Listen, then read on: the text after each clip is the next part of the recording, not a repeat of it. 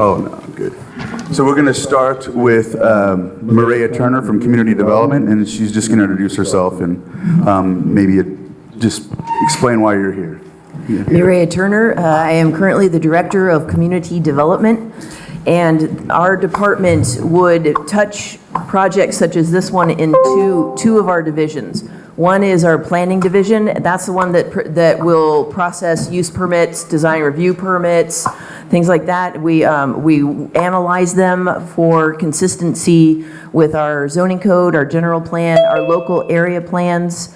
CEQA, we do an environmental analysis. And then the project, once it's all analyzed and drawn up and we get comments from other departments like Public Works, environmental health, things like that, that's when we start going into scheduling public hearings. So the permit for a project, once we receive it, such as the castle conversion, would go to the Planning Commission in a noticed public hearing. So that's where we start gathering the public input during that hearing. If there's one of the permits requires board approval, then it'll get scheduled in another noticed public hearing before the Board of Supervisors. And when I say noticed, we send out the public hearing notice. It's a one-pager. We send it to all property owners within 350 feet of the project site. And then we also will put it in the Record B, and we also send it to Lake County News. So those are the places where you can be looking. Additionally, on our county website, oh, that's better, sorry. On our county website, we do also post it on the agendas and meetings page. So that's another place where you can find out about any public hearings that are getting scheduled.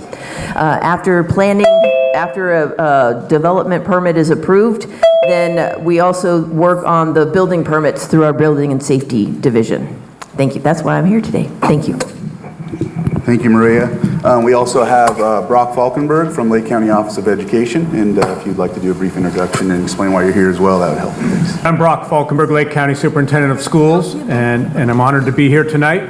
I believe I'm here as the Office of the County Superintendent of Schools is frequently referred to as the Lake County Office of Education.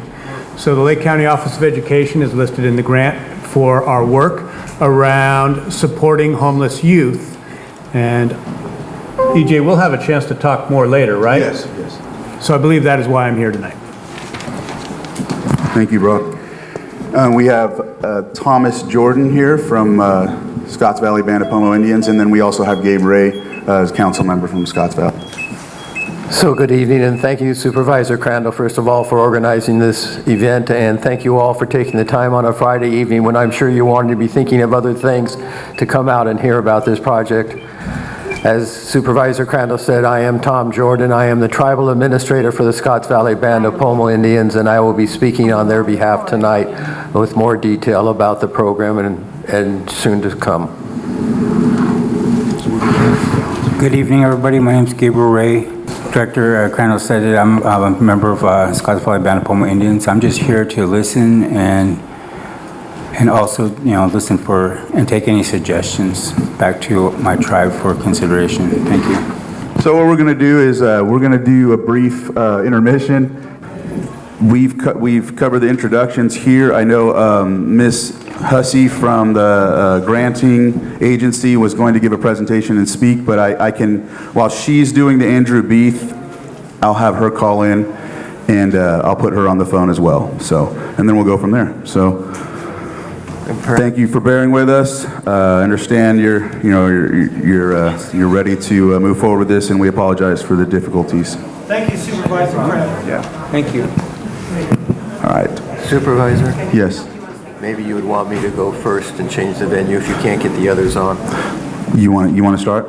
Well, you got Andrew there, but yes. Yeah. So, Ms. Hussey, if you would like to introduce yourself, and we will the people here that can hear what why you're in attendance. Sure. Thank you. Thank you for the invitation, Supervisor Crandall. My name is Vavila Hussey.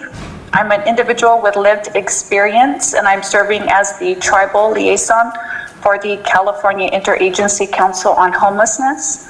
And I'm here today to talk to folks a little bit about our tribal hat program. So I'll dive right in.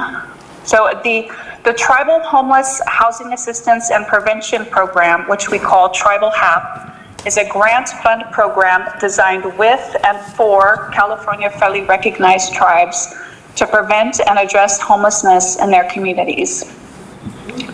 Tribal HAP awarded $20 million in 2022 and will award another $20 in 2023. Tribal HAP provides flexible funding to meet the diverse needs of California's tribes in culturally responsive and meaningful ways. So as you may be aware, California federally recognized tribes are sovereign nations, which provides them the right to self-determination and government-to-government relationships. Further, tribal communities have unique needs based on their unique histories, cultures, and regions. Therefore, Cal ICH partnered with tribes to better understand the needs of their communities and develop a program that ensured funding was accessible to the communities that needed it most. And we did this through tribal engagement and consultation. So our tribal partners generously shared their time with us to assist us in understanding their situatedness as it relates to addressing homelessness in tribal communities. And I'll highlight a few learnings that we received with you today. Tribal communities experience homelessness at higher rates than their non-native counterparts, and there is no consistent data source across California tribes that tracks homelessness data. Tribal communities are often not included in PIC counts, and despite having disproportionate rates of homelessness, they're often not considered nor included in the development of local solutions to address homelessness. Tribes face more barriers than local governments do in addressing their challenges around homelessness, and this is for various reasons and in part due to the impact of hundreds of years of disenfranchisement by government. Being a landless tribe like the Scotts Valley Band of Pomo Indians serves as an additional barrier. Finally, we learned that members of tribal communities are most likely to seek assistance from tribes and tribal organizations. Well, our 2022 Tribal HAP application included questions about the needs of tribal applicants and requested the proposals of tribal applicants for a project or projects to meet their community's needs. Project proposals were due on June 30th, 2022. Some of the applicants chose to serve only tribal members with their programs. Others, like Scotts Valley, utilized the opportunity to propose a project impactful to numerous tribes and the broader community of homeless youth that are not tribal through the reinvigoration of a large building in the community. 16 California federally recognized tribes were awarded funding throughout California for a diverse range of projects, such as rapid rehousing programs, wellness and resource centers, the development of data solutions, building acquisition to serve individuals who are homeless or at risk of homelessness, cultural programming and mentors, street outreach programs, and increasing shelter bed space. Scotts Valley Band of Pomo Indians Tribal Nations proposal, which included the purchase of a building to serve up to 60 homeless youth with housing and other services at a time, was one of 16 proposals submitted, which were accepted, as mentioned. Cal ICH supports Scotts Valley's impactful efforts to prevent and address homelessness for tribal and other community members, and will provide support to the project with culturally responsive technical assistance throughout the life of the grants. Additionally, Cal ICH will be working with the tribe throughout the grant period to ensure that all state funds are spent in accordance with the enabling statute, and the tribe will also submit regular reports on the project status and how grant funds are being used. So with that, I want to thank you for your time. And on my slideshow, on my PowerPoint, I had my contact information. But if there's a way to share my contact information with attendees, we welcome contact. If you would like additional information, I'd be happy to send you a link to our website as well. Thank you for that. And what we'll do is, because I have you on the phone here, I'll have to close that out, and when there's questions, we'll work on trying to get that in, or we'll figure something out. But in the meantime, we have the other panelists here, and we'll allow them to get into further discussion, and then we'll get into Q&A since we're a little behind schedule. So with that, Thomas, the floor is yours.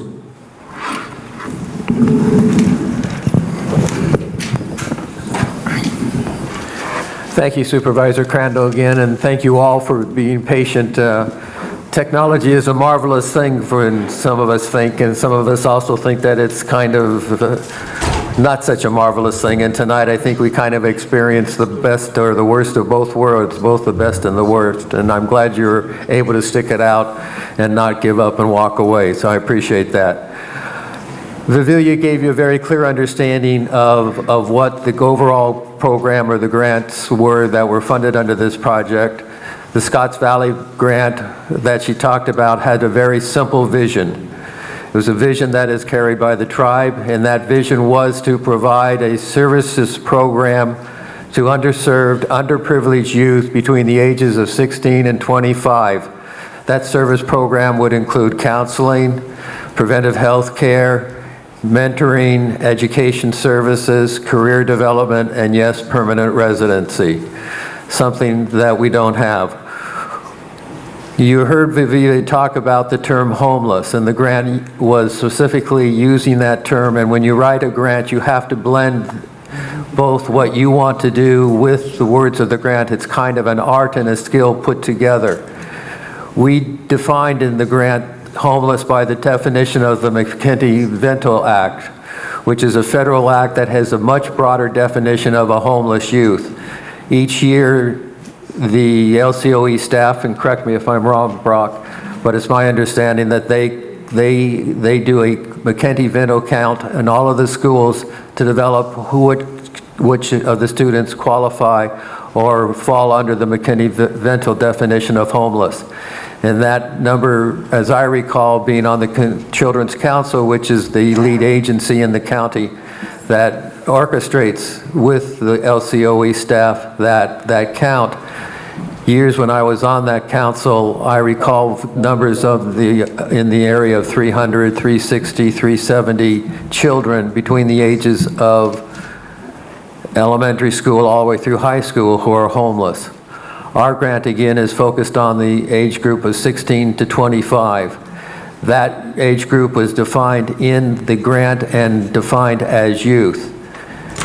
You wonder probably in your mind why ages 18 through 25, we normally call them adults, but there is a group of those youth or young adults that are called TAYs, transitioning out of foster care.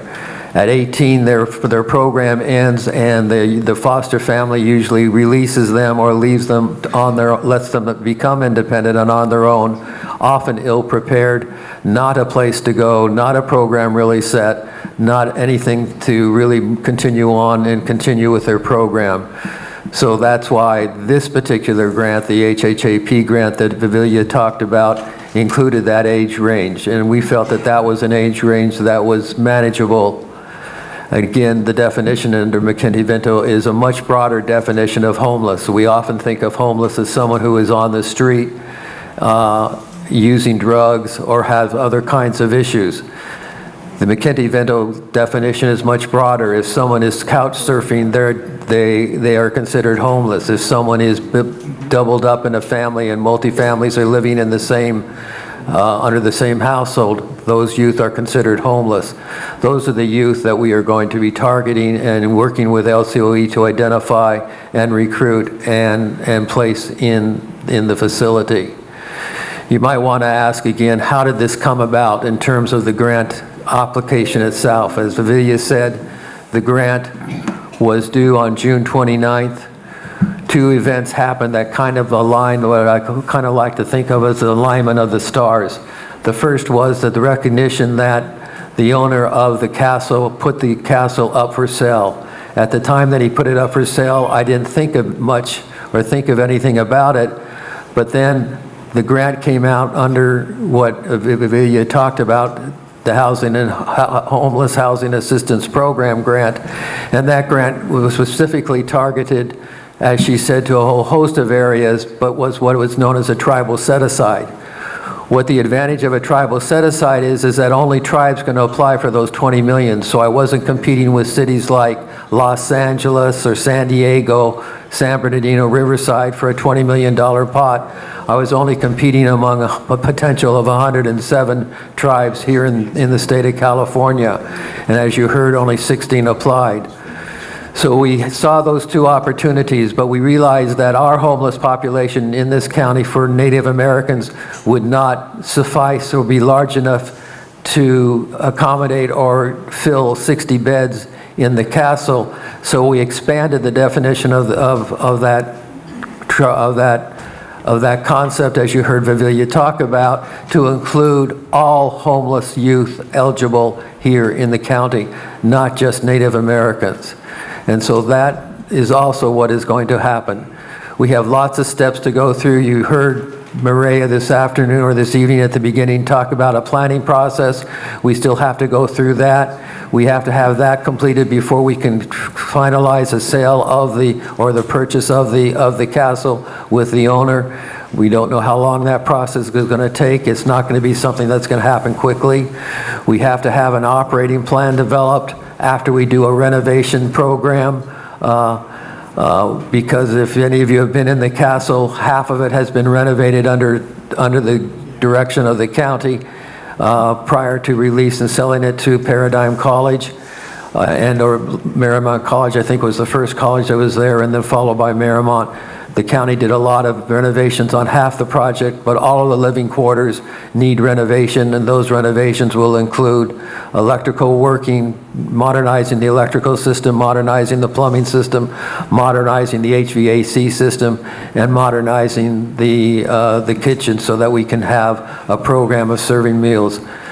The whole goal and objective is to create an environment like a family, like a home, where these kids can feel safe, comfortable, that they can learn to grow, that they can flourish in their educational program and or their career goals, career pursuits. That's the simple issue that we're looking at, or the simple concept or vision that the tribe has. And with that, I think I could probably stop.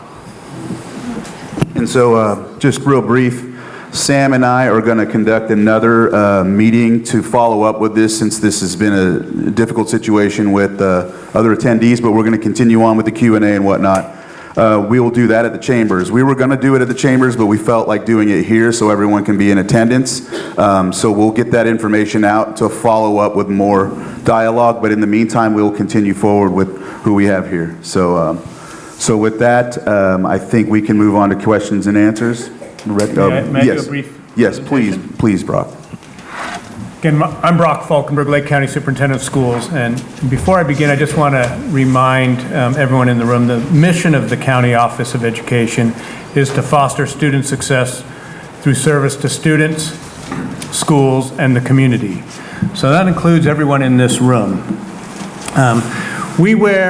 My office takes on a great deal of different responsibilities, and every county office of education in the state of California has a position assigned to it that is the California Department of Education Homeless Liaison. Within our office, we assign that responsibility to the Healthy Start program. Under the responsibilities of that particular position are first and foremost a compliance element to make sure that our school districts are providing all of the required rights and services for our McKinney-Vento defined homeless youth. And as Tom already alluded to, the McKinney-Vento definition of homeless is a very broad definition. It does not always mean that a student is or a family is living outdoors. When we sign on to receive that funding and to provide those services, we are assuring the state that all homeless children will be identified by the school personnel through outreach and coordination. And that was identified in the grant that was written, that LCOE would help lead that effort. That homeless children and youth are enrolled in and have a full and equal opportunity to succeed in schools. That homeless children and youth and their families have access to receive educational services for which they are eligible, including Head Start, early intervention programs for infants, toddlers, and preschool students. And homeless children and youth and their families receive referrals to services for health care, dental care, mental health, substance abuse, housing, and other appropriate services. And that's why Healthy Start really gets engaged in this element, because it's our Healthy Start program that really leads throughout our community, throughout our schools, helping students and families overcome the barriers to school success. And oftentimes those barriers are access to medical, dental, housing, etc. So within the role of this grant, the County Office of Education would help identify our homeless youth. We will support and counsel students and families who need that counseling. We will refer to any viable outside agency for services, including services to support housing, and that is very well defined in the grant. We will also, and this is not defined in the grant, continue to liaise with any agency that we are working with students on. So we would liaise between the school, the family, the child, and the agency. And with that, I will hold the rest of any conversation or concerns until we get to question and answer. Thank you for that. And so yes, if someone wants to come up, please come to the microphone and ask some questions. Let's try to get your questions out. We'll have them answer, and we'll try not to get into a back and forth, but let's just ask the questions. There we go. Good evening. Thank you for coming. You're Gary? Gabriel. Gabriel. We're honored that the tribe would finally come and meet with the town of Lucerne over this very important project. Thank you, sir. Honored to be here. Thank you. Oh, my Yurok nephews would greatly appreciate that. I've got a series of questions for you. Where does escrow stand right now? Pardon me? Where does escrow stand right now? It's an open escrow. We have, Escrow is not closed? it's an open escrow insofar as the owner has the opportunity to accept any other offer on the building while we are in the process of negotiating and resolving the permitting process that we need to go through first. So the answer is escrow. No, escrow is not closed. Has the grant been funded? Yes, the grant has been funded. In the absence of dozens of partners listed in the grant application, who is supposed to manage this plan, which Mr. Jordan said would take 3 to 6 months, and of the tribe said it's their responsibility to figure it all out? That's correct. It's the tribe's responsibility. Who's going to manage it? It's ongoing. It's happening right now. The tribe will be managing it until such time as we develop a consortium of partners. So no individual is heading up this project. Other than myself, no, at the moment. What is the anticipated timeline to complete renovations and start operating? That's an excellent question. I would say probably 12 to 15 months.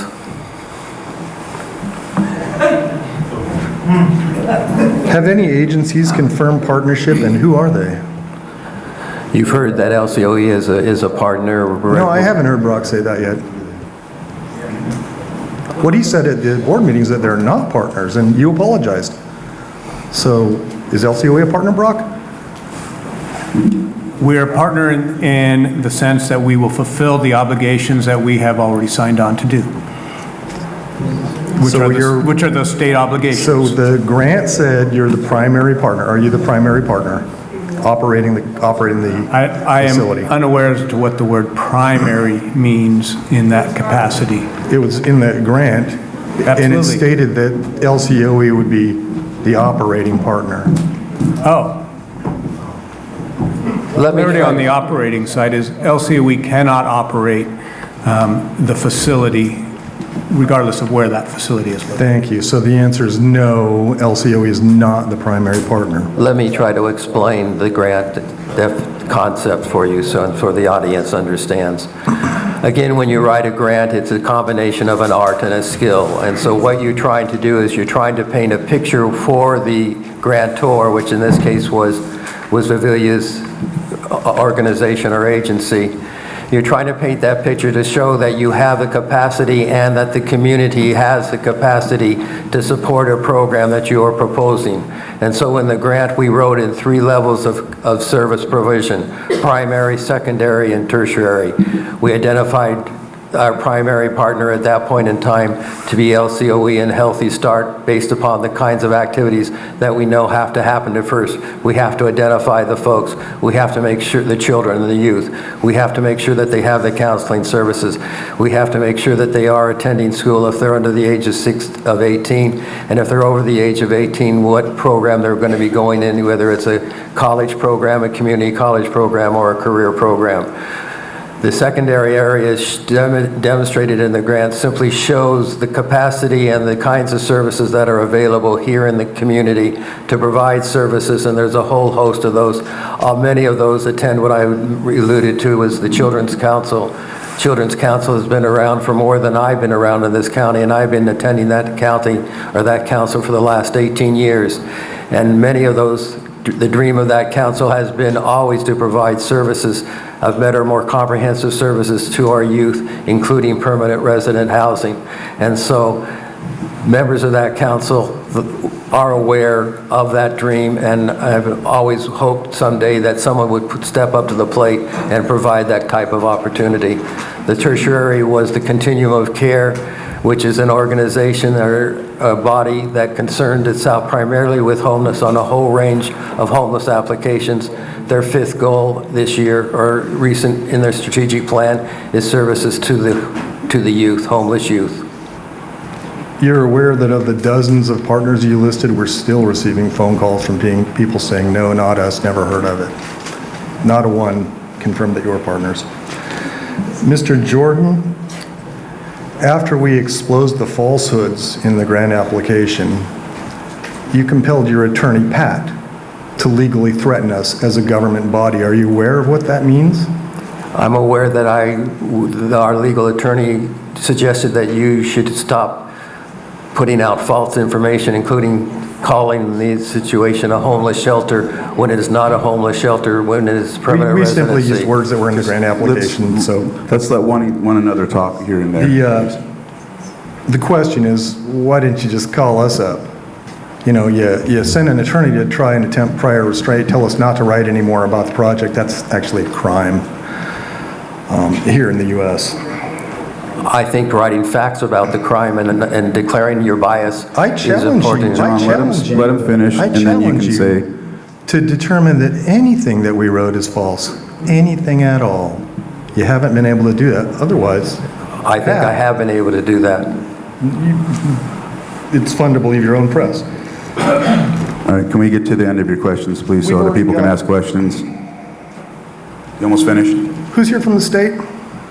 The person from the state is not on anymore because actually, Vivilia is right here on the line if you want All to right, ask. so we asked the state about this, and nobody seemed to know much about it until after it happened. And then they said Thank you. that in spite of the fraudulent grant application, they were going to go ahead and fund the grant anyway. So we asked about that, and Mr. Jordan threatened us, and then he went and talked in front of the LCOE, and when confronted with that falsehood, he said they were looking for partners. Quote, "We were looking for partners. We used the term partner and fabricated dozens of existent, close quote. And then you fabricated dozens of non-existent partnerships." I didn't I'm not fabricate any. concerned about any property sale. I want the tribe to do really well. My family is filled with Yurok. They struggle with the same struggles you do. We want you guys to do well. The concern is that this is a residential neighborhood that is totally out of compliance with all zoning rules. Has nothing to do with the shoreline area plan. So are you asking a question to her, or? will you consider an alternate proposal? Not you, Jim. Tom, I'm talking to Gabe. As I stated earlier, I'm here to listen to concerns and take suggestions and take those back to my Perhaps we council. could have lunch. I would love to speak with you. Well, yeah, that's what I'm here for. I'm not going to make any commitments or anything Sure. like that right now. Sure. I think that wraps up my current questions. Thank you. Thank you. Is there anyone else that has questions? Please come up, ma'am. Oh, sorry, yeah, I did have a question. Can we wait till this lady goes and you can come back up? Mine will be quick, I promise. No, it's okay. Is there anyone else? Raise your hand, please, so I can call on you to come up as well. So my main question, I have a couple questions, but my main question is, you guys talk about youth, youth, youth, youth, youth. Why are you putting a center in a town that does not have any education accessibility beyond getting the bus to Upper Lake? For kids, there's no school here for them. There's no college, there's no high school, and also, why isn't Upper Lake here? Because that's the school district that's represented here. I haven't heard anything from them, I haven't seen anything from them, and it's really upsetting. And I also haven't heard, I hear, we'll do health stuff, we'll do this stuff, we'll do this stuff. I've heard nothing about transportation. I've heard nothing about educational support like tutors, anything about electronic devices to help students that are low income, any help with transportation that includes getting people to school early if they need help, getting to tutors if they need help, being able to participate in extracurricular activities. I hear none of that in this.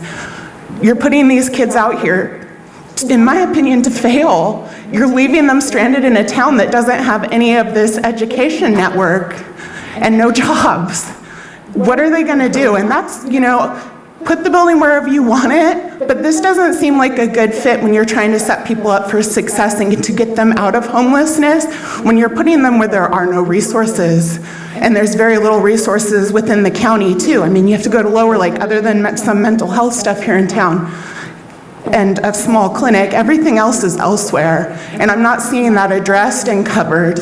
And if you're here to support these people, where's the support when it comes down to it? You have these grand plans, but you really don't have this concrete idea of how to come through and support these kids and support the school district that's involved in this. Like I said, I haven't heard a single thing from Upper Lake at all.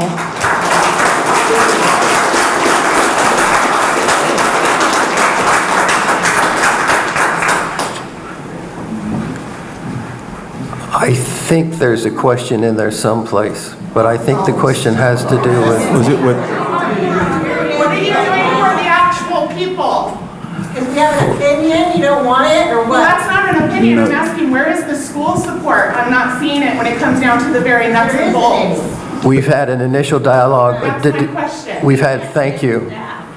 We've had an initial discussion with the Upper Lake School District, who their board is very excited about the project and Where's is... the information? Ma'am, Why let's- aren't you let's- access it then? let's let him, Why aren't they here? They were invited, but I don't know why they're not here. I can't answer that talking about for them. Upper Lake? You're asking about Upper Lake, right? Why aren't they here? Yes. Well, Why aren't they here? that's why we invited Brock. Oh, he represents Upper Lake? No, he's just the Lake County Opposite Edge. He's the Lake County Opposite Edge, but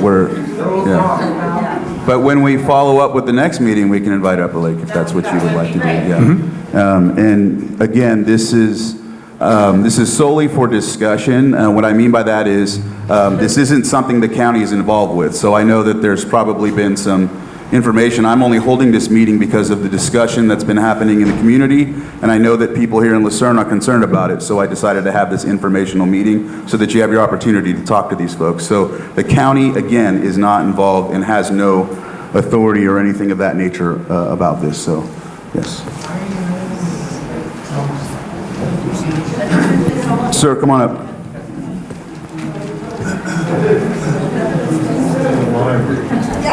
Where's LATH, and why aren't its members involved in this? LATH didn't have enough members apply, so Bogus. That's bogus. No. Two-year staggered term. Well, we're not here to talk about Lath, we're here to talk about the project, so, no, it's not. No, we're not talking about Lath, so. Oh, convenient. All right. Lucerne Area Town Hall.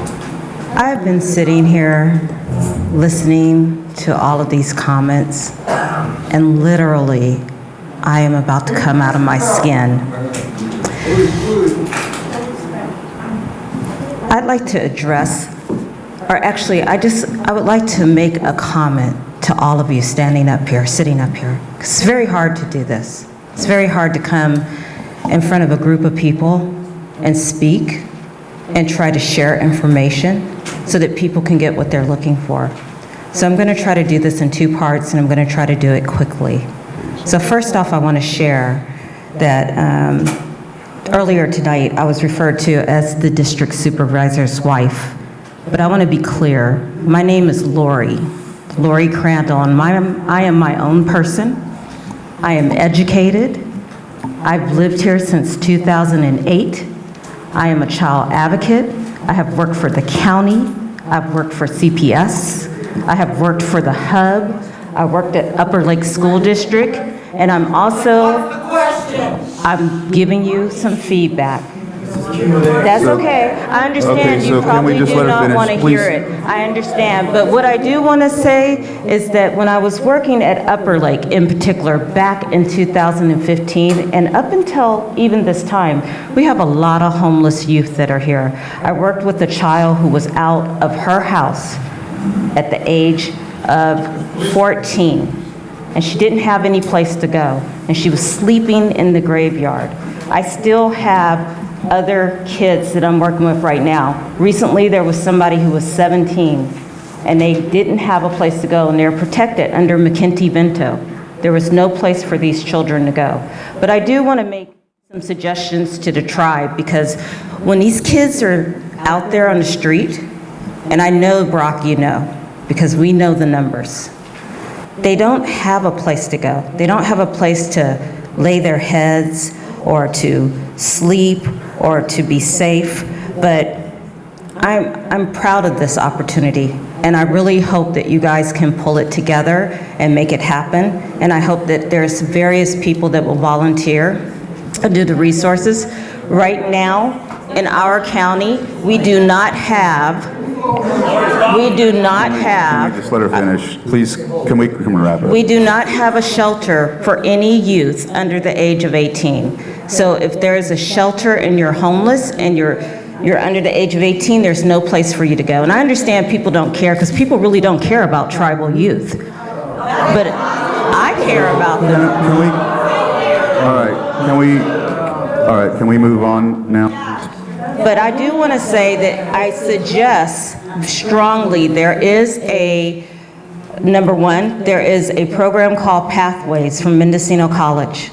Anybody can go to that program. There is support for them to get there. It is an excellent program that will help kids who do not have a GED or anything else involved or any other opportunity to go there. So please take that as an opportunity. And my question actually is for the tribe. I thought this was a private sale. And it seems like to me, because I don't know, I'm confused. Is this a private sale or is this a county thing? It's a private sale, but the impact of the sale is to provide a service to our youth in the community, community-wide.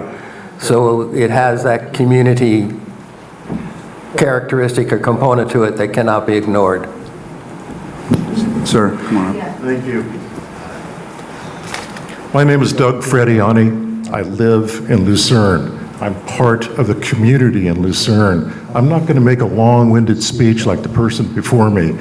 I do not like homelessness. I support anything to help homeless people, regardless of race, color, creed, tribe, or anything else. However, my question is, have you taken into consideration what this will do to this community? We have extremely limited resources. We don't have first responders. We don't have the resources to support this. Honestly, have you taken into consideration what this whole thing will do to us? Have you? Is any of this money going to go into our community?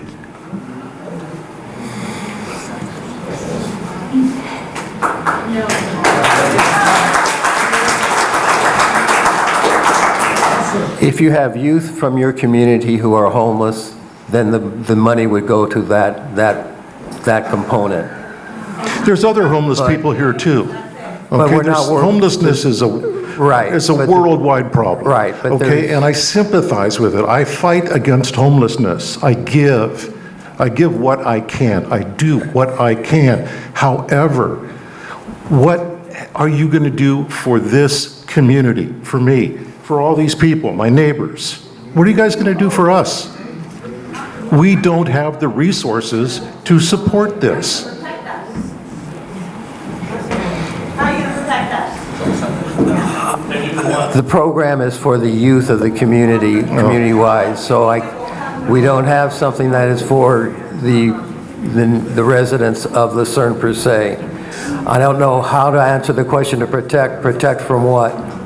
The criminal activity that will come from bringing troubled youth into a community with nothing to support us. Again, under the McKinnon-Vento Act, most of these youth are not troubled in the sense of that they're going to be causing violence. We are having 24-hour supervision. Go to school. Rob, if you know, you've been to these schools, we're not having an easy time in the schools. We are not. And I think that has been, it has been part of the conversation that there will be, there's no way around it. When you bring a group of teens together, things happen. Yeah, they do. You know? That's why we need to know how we're going to protect the citizen from what happened. Because we've brought in programs, right? We've got behavioral health. That didn't work. It's like our town is destroyed. We're making. Are we allowed to make No comments from the progress. audience at this point? Or do we? No, ma'am, if you can come up afterwards, go ahead, sir. Hi members, my name is Kenny Hodges. I'm a representative from Upper Lake High School, graduate of 2019. And I went to College of the Redwoods, worked security for 3 years of my life. Are you guys aware of what the homeless mindset is? Out of curiosity. Many of our tribal members are homeless, so I think we understand the homeless mindset. I was raised but- around a tribe. Sorry I interrupted. No, it's fine, it's fine. I was raised around a tribe. I was raised in this county my whole entire life. My question to you guys is, if you don't understand the mindset, why are you going to try to help without understanding where the basis of the problem is? Again, that's why we're referring and looking to the Healthy Start program to identify these youth and to give them that kind of service. So, is it okay if I give a comment on my experience working security with homeless? If it's related to homeless youth, yes. It is, actually. Then I think we would welcome it. With homeless being sheltered over in the Arcata area, prime example of homeless. I have experienced many people come and go because they don't care anymore. They don't. When they get into a homeless mindset, they become a part of separation. The separation happens and it completely destroys everybody individually.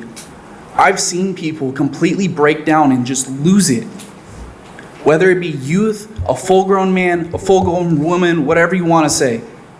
I have seen them completely not care. If we renovate the castle, renovating the castle is only going to get destroyed. Who is going to teach the kids to tell them, this is how we need to do it. This is how it needs to be. If this gets destroyed, you're responsible. Did you say specifically that age targeted is going to be 18 to 25? 16 to 25. 16 to 25. Perfect. Will they be required to get a job? They'll either be required to be in working situation or they'll be required to be in an educational situation or a combination of the two. Okay.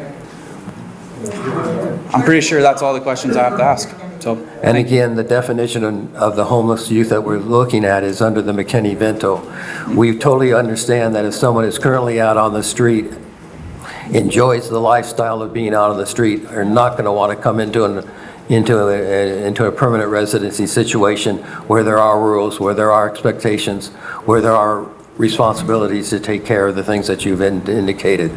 So that's a different person and a different mindset than I think the youth that we are trying to target for this particular project. so would I be able to ask one more question if that's all right with you guys? Yes, of course. So what happens when they have that mindset that you're talking about? If they decide that they're for the street, they don't want to be here, where are they going to get sent off if they get into the community now? We wouldn't take them to begin with so that they wouldn't be then just But it's going to dropped off into this community. If that's what you're trying to suggest or ask the so question. it's kind of a question into a comment. It's more along the line of, if they get kicked out of that system, I don't believe that they're going to get transported exactly to where they got picked up from. It's going to get singled in Lucerne, and that's going to create a huge issue of problems. We've had how many of the homeless shelters destroyed and actually finally taken out of place along the lakesides around the county and along the lakeside of Lucerne. It's just going to get destroyed again, and it's going to get worse. That's all I have to say, and that's all the comments I have for you guys. Thank you. Thank you.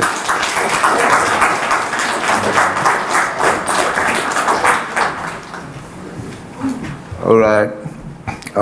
My name is Clayton Duncan, and I'm from the Robinson Rancheria.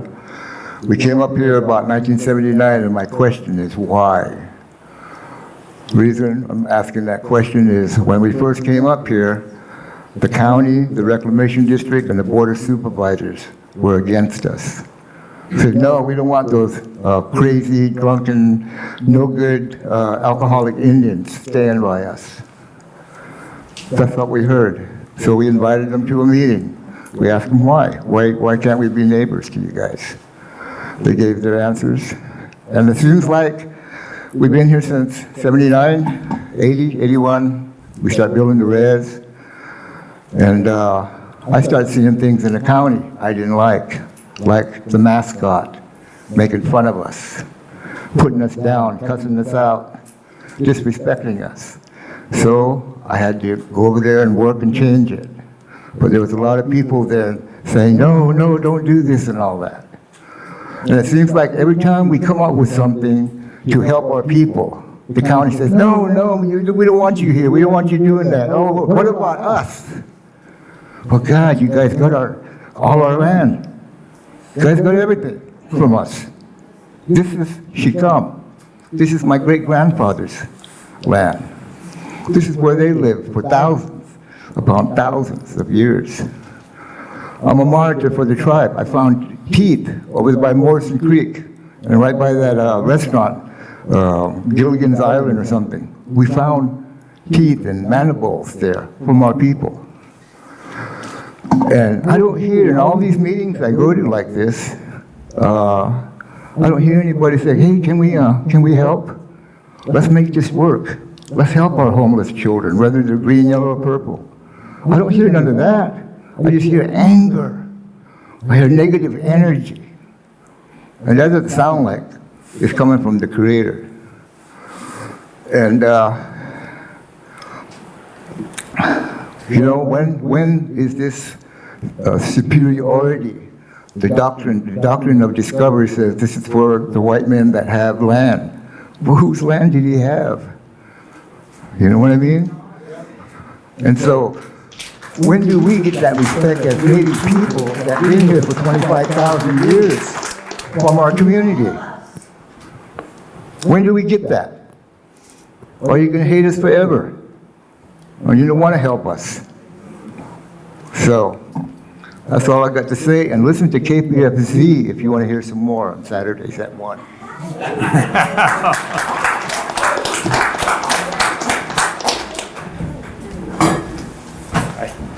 My name is Tom Simons. I've been a resident of Lake County for the last 35 years. I'm a Kelseyville High School graduate, record B all county, and I was an alcoholic youth. And currently we live in Lucerne for the last 10 years, and we're excited to raise our family here. And since the pandemic, the school has gotten so bad that we're homeschooling our special needs son because services aren't currently available that he could participate with his peers and be taken care of. Having the experience of living in a similar facility when I was 22, I have some major concerns. I had hit bottom and had kidney failure here in Lake County, and I was dying at Sutter.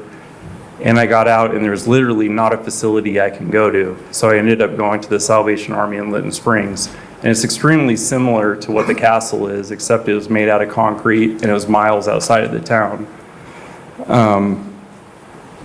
During my 9-month stay, I got an education on how this type of facility works.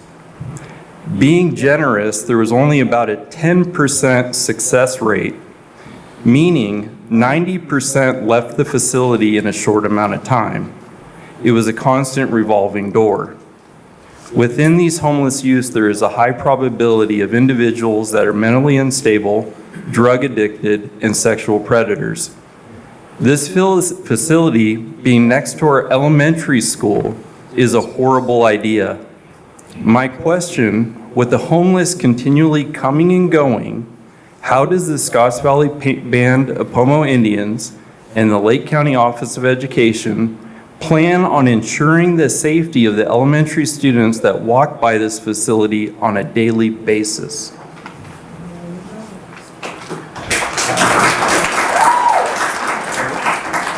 Again, the facility is not a rehabilitation facility. It is designed to be a home. So we're not looking at taking the youth that I think experienced the same kind of terrible experience that you had. So these will be all holistic, organic, homeless kids. 16 to 24-year-olds, if you don't need to be a specialist, you just need to be a parent. You're telling me you're going to take a 16 to a 20-year-old in a facility and say, you have rules to follow, please follow them and stay here. They're going to show up and they're going to, pardon my French, say F the shit and leave and roam the streets of Lucerne by an elementary school with methamphetamine and fentanyl in their pocket. That's not the type of student we're looking at. I'm sorry, that's not the type of person that we're looking at. To fulfill 65 units with kids that are healthy, well-rounded, not drug using, not a broken home, that are going to show up and stay here is a fantasy. Thank you. You're welcome.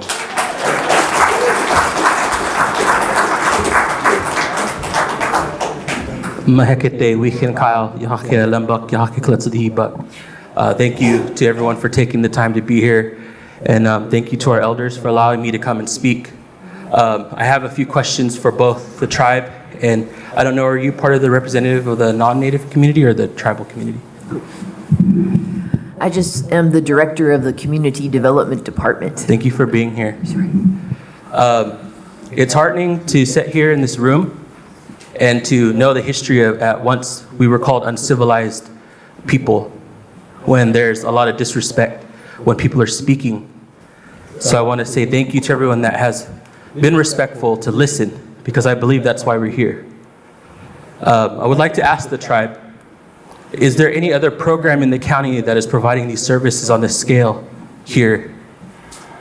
Not that we know of. I want to commend the tribe for thinking to provide this critical service to our people, and not only to our tribal people, but to the non-native community as well. So I want to say thank you for even having this as a part of something that is a priority to your people and to our community. I'd like to also ask you two, and I apologize if I'm not being disrespectful. I know that you're just the two representatives here for the non-native organizations. Do you know how many tribes are located here in Lake County? 7. There's 7. Good. Thank you for helping them in the... Sorry, there were 7. That didn't carry. Yeah. It's good to see, you know, when your people come together and they're supportive of one another. They back each other up no matter what. It's beautiful. Do you know the traditional name of this area? I do not. I don't. You don't. Thank you for being honest. Our elder had shared with us that this land is called Shigom, that our people have been here since the beginning of time. We believe we came from the mountain. How much money has the tribe received for this land? Not this castle, but this town that this area sits on. Has the tribe been compensated? Thank you. Would also like to ask, how many federally recognized tribes are in the United States? I can give you a close answer. Sorry, I do not have an answer. All right, thank you. What is the second leading cause of death for Native American youth? I don't know that either. Suicide. But I could also ask, what is the current graduating rate of Native American students in Lake County? It's in the neighborhood of 70%. Thank you. I'd like to also ask, how many tribal programs serve Lake County? Do you know? I do not know the answer to that. Thank you for your honesty. I just want to highlight the hypocrisy that when the tribe comes, we're expected to know the demographics of the non-Native community. We're expected to know the services that are lacking in this community. But when we come and ask the demographics of our community, you don't know them either. So why are we held to a different standard? Why are we held to know all the ins and outs and the things that lack here in this community? But when we ask the same questions, the community here doesn't know either, but we're expected to be held to a different standard. That has been the story of our people for thousands of years. There's always been a higher standard for tribal people. We've always had to settle, we've always had to agree, and we've had to just keep our mouths shut. But today, we have the ability to speak, we have the ability to execute, and to fulfill our inherent sovereign right to live and exist. And I want to remind people that this is a forum, an opportunity to share, because it sounds like a lot of people don't know the inner workings of tribal governments. I want to thank the tribe for engaging in this conversation, because we know that the tribe has only a federal to federal relationship. We are not obligated to engage state governments. We are not obligated to engage county governments. And we are not obligated to engage city or town governments. But you do it out of the goodness of your heart to be transparent today. So I thank you and commend you, because I know that you are not obligated to engage in these discussions, because we have the inherent right to only have these discussions on a federal to federal relationship. I also want to say that I work in the nonprofit sector, and our work is to do exactly what you guys are trying to do. And I think it's heartbreaking to automatically assume that people that are houseless are an inherently bad people that will bring crime and bad things to this community.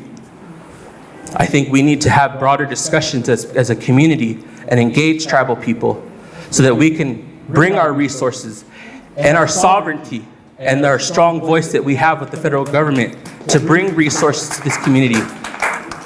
But this is not the way to do it when you demolish relationships.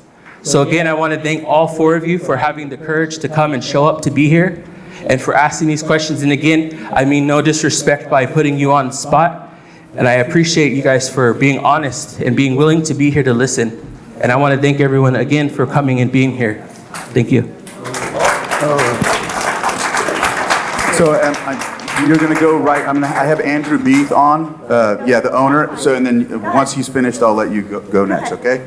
Andrew, we didn't get a chance to introduce you because of the Zoom situation. So I have you on speaker here, and I'm going to go ahead and let you introduce yourself and then also answer a couple questions. I know one of them was the escrow question. Is this an escrow as of now? And I know it was somewhat answered, but it would be good to hear from you as well. And anything else you'd like to add. So I'm going to go ahead and give you the floor, Andrew. Okay, Andrew Beath here. I'm the founder of Earthways Foundation. It's a public charity. Our mission is social justice and environmental restoration. We bought the castle in order to have a intermediate teaching facility for mostly for kids of similar age that we're talking about now, between high school and alternative things. And one of those alternative things, which is very important to me, is the relationship to the natural world, that the tribal people have a much better understanding than most of us. So to me, to have tribal youth in this facility.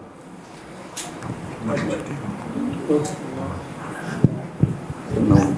You still there? He cut off. Andrew? Problem than the average kid. I have 2 teenage kids myself. They have problems. We deal with those problems.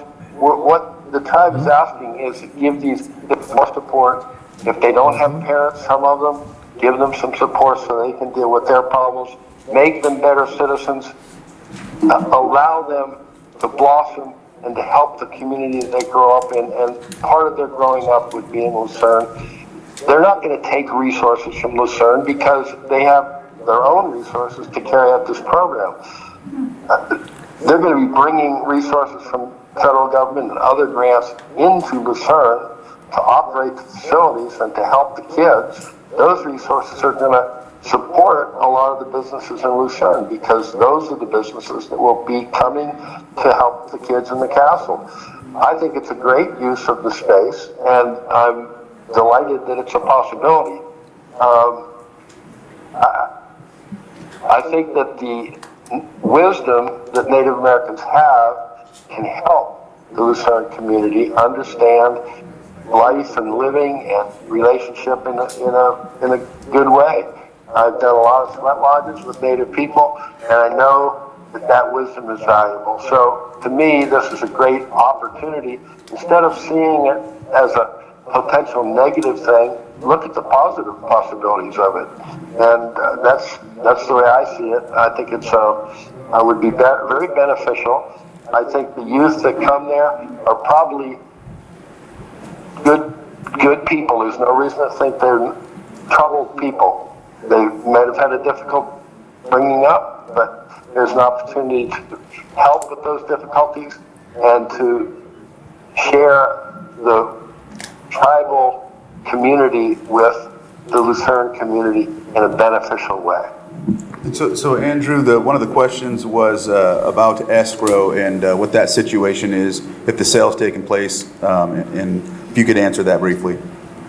Yeah, there's a contract with a price.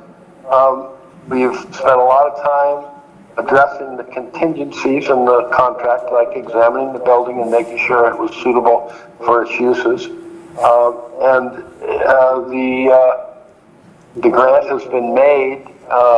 The sale submitted. I think that the tribe has to feel somewhat more welcome with the community and with the authorities that would be looking at the uses of it. So that's where it stands.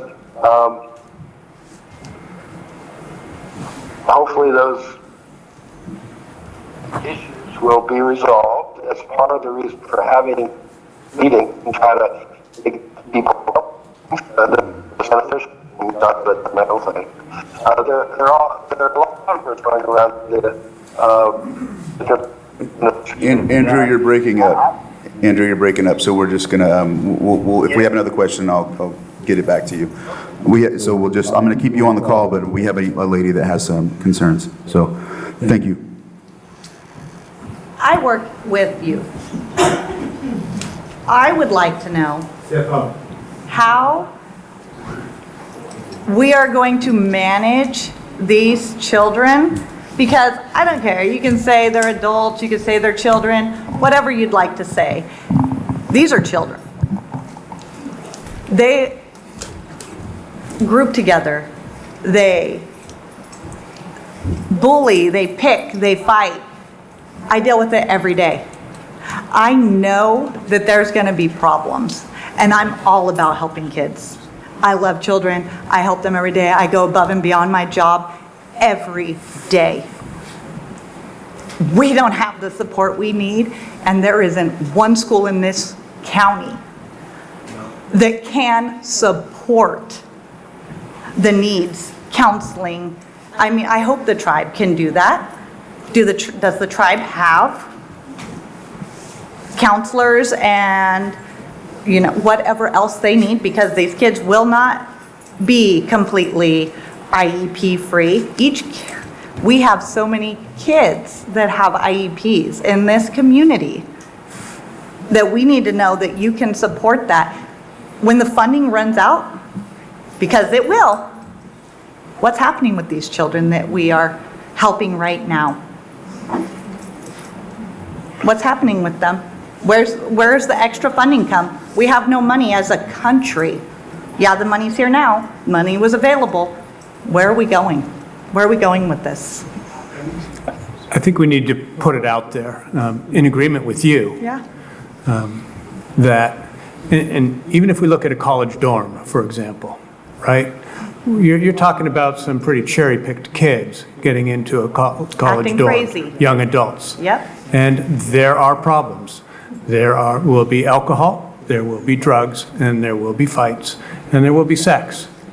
I don't think the sex will happen on the lawn, but everything else may. Yeah. And those are all, I think, legitimate concerns that should be addressed. Okay. I mean, okay, the next question is, I've heard federal to federal, our last, right? Okay, but do we, as a community, doesn't this make a difference? Why are we doing this if this makes no difference in the fact that I'm sure everyone here loves children, cares about children, wants the best for every child? I don't think anyone in this room came to say that we shouldn't be providing support for our homeless transitional age We youth. just are concerned, and I get that everybody, it sounds like anger, it sounds like we don't want to help the tribe. It is not that. It's not, we don't want to help any tribe. My kids are Indian. They are Native Americans, and we're not. I am for them. And I'm here to help every child in, there aren't that many natives in Lucerne Elementary. There's not. There are a lot in Upper Lake, but I care about every child there, and they're all underprivileged. I mean, there may be a couple of middle-class families, not many.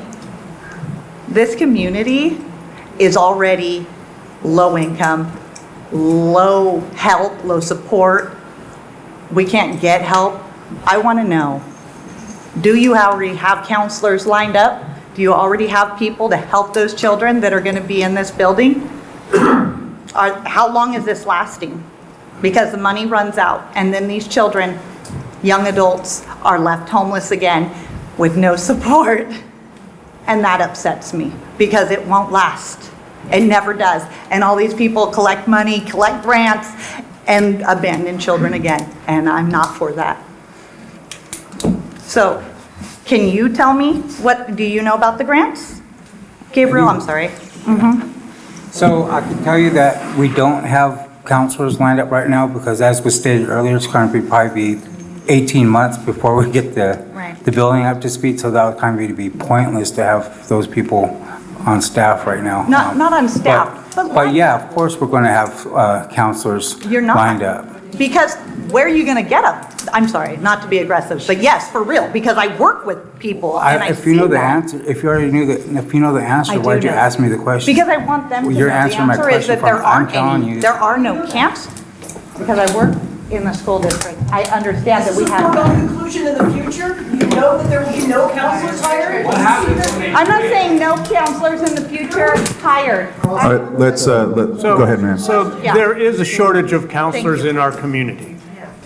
Yes, there's a shortage of just people, yeah. Let's try not to speak out and let the two, you're fine.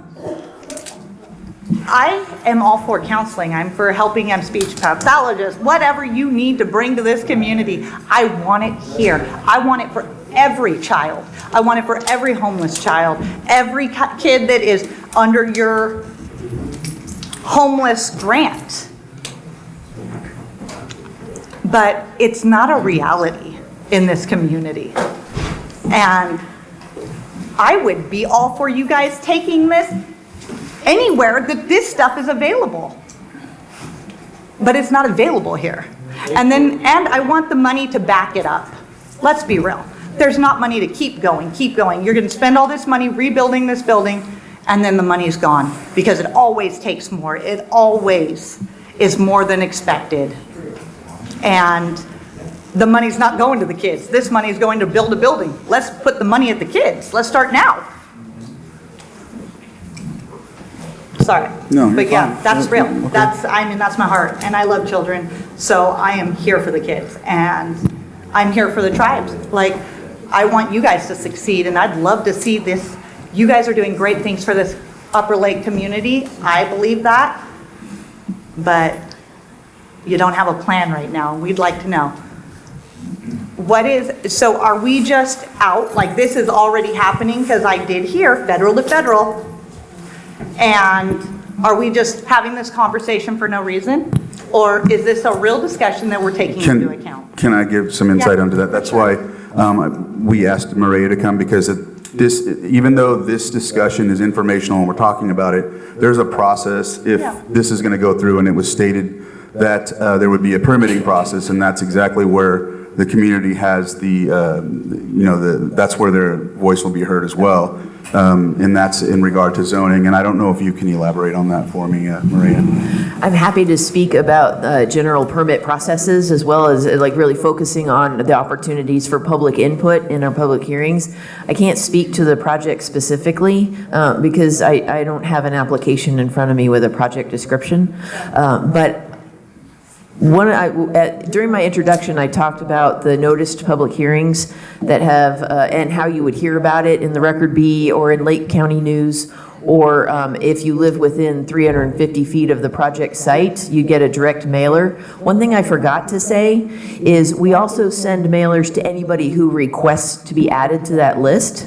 And so I wanted to give you our general community development department email, because if you send us an email and ask to be added to the project when we finally get an application, we'd be happy to add you to that as well. That email address is CDD for Community Development Department at lakecountyca.gov.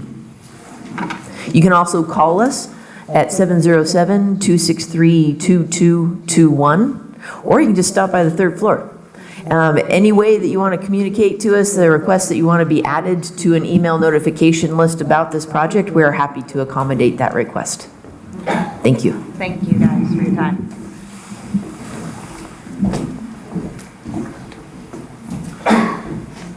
Thank you, Maria. The audience should be very aware that the county is notorious for not notifying nearby residents. And that's not a bold claim. You can ask anyone in Nice about the Collier Avenue project today. So, a couple questions. I have one for the state rep and one for you guys. Tom, what happens on their 24th birthday?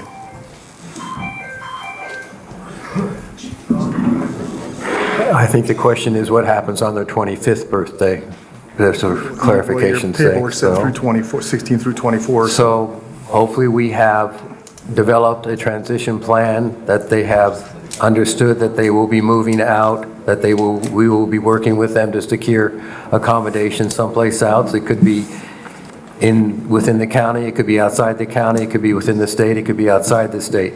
The whole idea is to give them that career goal and that career path to achieve what they need to, what they want to achieve, and how to help them get to there. So a philosophy then. In the mix, you say 16 to 24. 16, 17 is child. 18, 19, 20, 21, 22, 23, 24 are adults. What's the breakdown? We don't have a concept of a breakdown at the moment in terms of. So is it really it's accurate not to say gonna it's be. for youth? Pardon me? So is it accurate to say it's for youth? Because the youth is up to 18, right? The grant defines youth from 0 to 25, and so we took the advantage of using that grant definition to accommodate this particular grant and this particular population.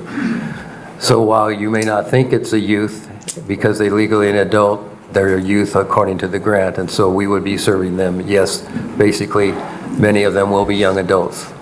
In your op-ed, you proposed that these youth would be youth, quote unquote, would be employed in the town of Lucerne vis-a-vis the byproducts of the shoreline area plan. What's your timeline for that exactly?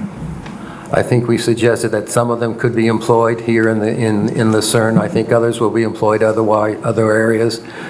A lot of online employment now occurs. You know very well that the castle is very well equipped with an internet connection and processes, and I would anticipate some of them will be employed through online employment. So when you do a CEQA process, you'll discover what employment opportunities are like here? I don't think we would be looking at that as part of the secret, but Take note of Maria that, would ask that. We need to demand a CEQA process on this. Clayton, it is so good to see you again, man. It's been a while, hasn't it? Did you have a question for the person at the stage? I do. have them on the phone. I do. Much has been made about trying to make this conflict between the tribe and the town of Lucerne, and that's absolutely a mistake. This is all about a fraudulent grant application, and my question for the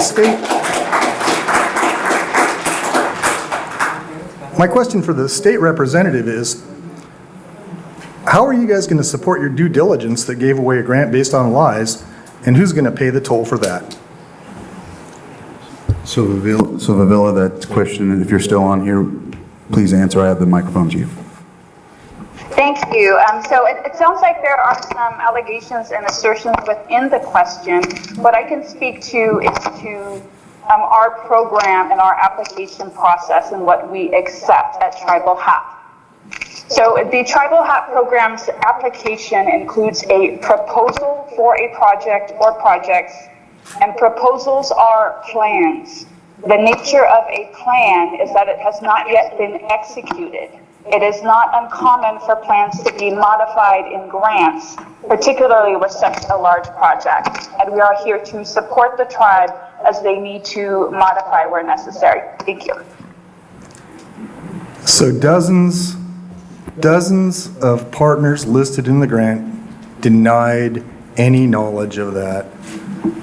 Tom later apologized to LCOE for any discomfort that he may have caused. He used a euphemism for lying. You get to the question so we can have it.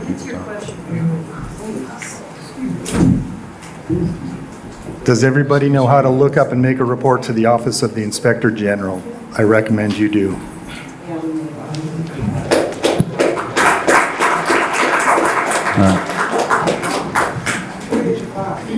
Okay. My name is Ron Arnold. I'm Scotts Valley member.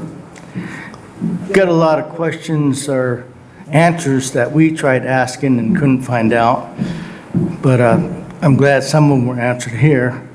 But I might have some solutions to how things can go.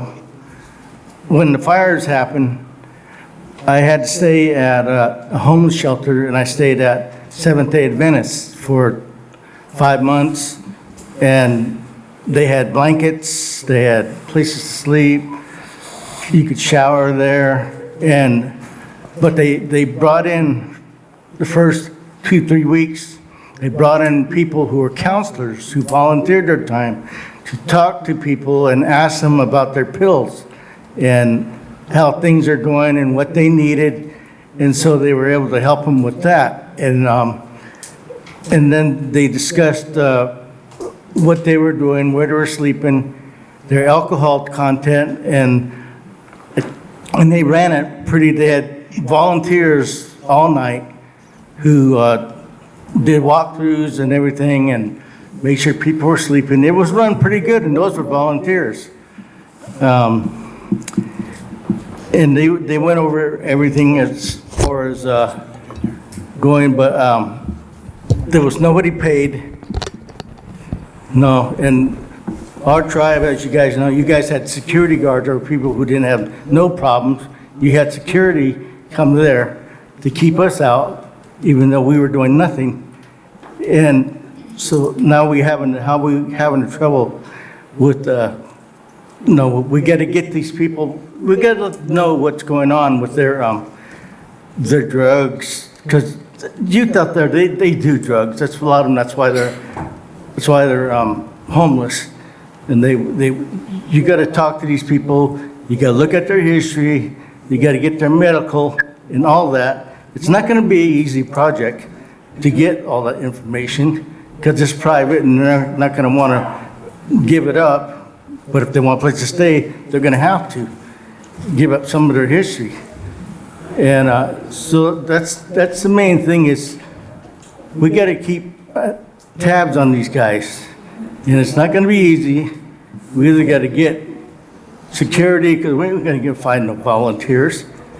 So we got to make sure that they're looked at, because one of the main things, and you put your stuff into like little bins and put them up, and if anything was taken, you were kicked out. So you can't have people come in there and just think they could take what they want. And there's a lot of, if you want a lot of what happened, I talked to Seventh-day Adventists and see how they did theirs. There's still people there that are part of that. And that was, I was only there 5 months, but there were people there still 7 months.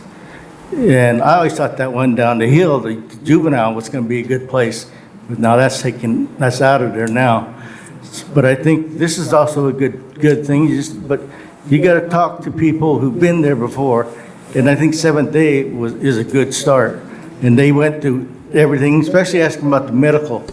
The medical is a good one where they had the volunteers come in and talk to each individual who wanted to stay there. And they talked to them, asked the people what they did, what they took, what was their drug, or what kind of drugs were they on. And it worked out fine. There was a lot of people, I met a lot of good people there. And so, and then I also volunteered, whatever trucks came in with clothes or food and help with those. And I think that's a good way to work. If they want to stay during the day, they could help volunteer and stack stuff and do whatever they need. Colin, are you getting to your question? Well, I'm just telling that it's there. Once you get it going, you can talk to people about, talk to Seventh-day Adventists and get how they set it up, because it was a good situation. Thank you for that suggestion, Ron. Sid, can I clarify, I think, a statement you made? Let me ask one question first. When you was in that homeless shelter, did you think about going around the neighborhood and stealing from them, or raping their women, stealing from the store? Who you talking to? And I ain't you. Did you think about, or were you appreciative of what these people were doing to you? I appreciated what they did. But that's why I'm asking, that's why I'm telling, that's what we need to find out first. And I had no problem with telling them what I took or what my medical was, because I was diabetic and all that, and they allowed me to get all my pills and everything together. And so, Brock, you were going to answer? I think you had made a statement in there that you believe the former juvenile hall is not available, and I do believe it is available. It will be utilized for the next several months as a warming shelter. It is now? Okay. And then at that point in time, I don't believe that there are plans, and I'm not trying to speak for the county. Yeah. Plans for the facility, so. Yeah, I always thought that would be a good place. And they had buses come in at like 8 in the morning, and then they came back at 5. So you had to be there to catch the bus to come in, and you had to be in there before 9. Mm-hmm. Thank you, Ron. Thank you. Hi there, my name is Kurt McKelvey. I've lived in the town of Lucerne for over 30 years. And up until the first of this month, I was the chair of the Lucerne Area Town Hall. Why is my volume being turned down? I'm adjusting it so you don't feedback. Why is my volume being turned down?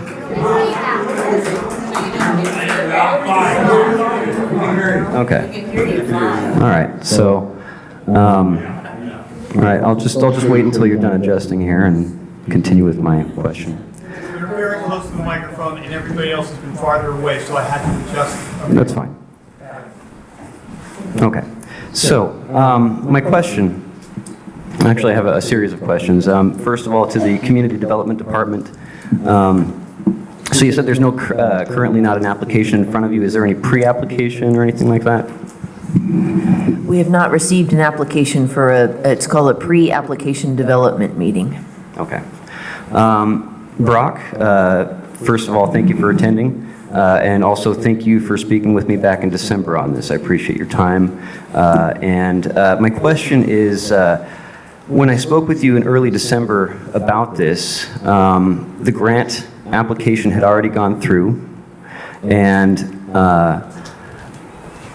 you had told me that at that time you were just learning about this grant via reading the grant, and that it didn't go through the proper channels. You also, when I mentioned that that was unusual, you agreed that that was unusual. You also said at that time when I spoke with you that the Lake County Office of Education would not be operating as a primary partner in the project and wouldn't be doing the things that are suggested in the grant proposal. Is that correct? Generally, that is correct, and if you don't mind, I'll just elaborate a little bit on that. Because you are correct. The communication process, the traditional process we utilize for grant approval, was not followed in this particular case. So it came to my attention as a surprise after the grant was already awarded.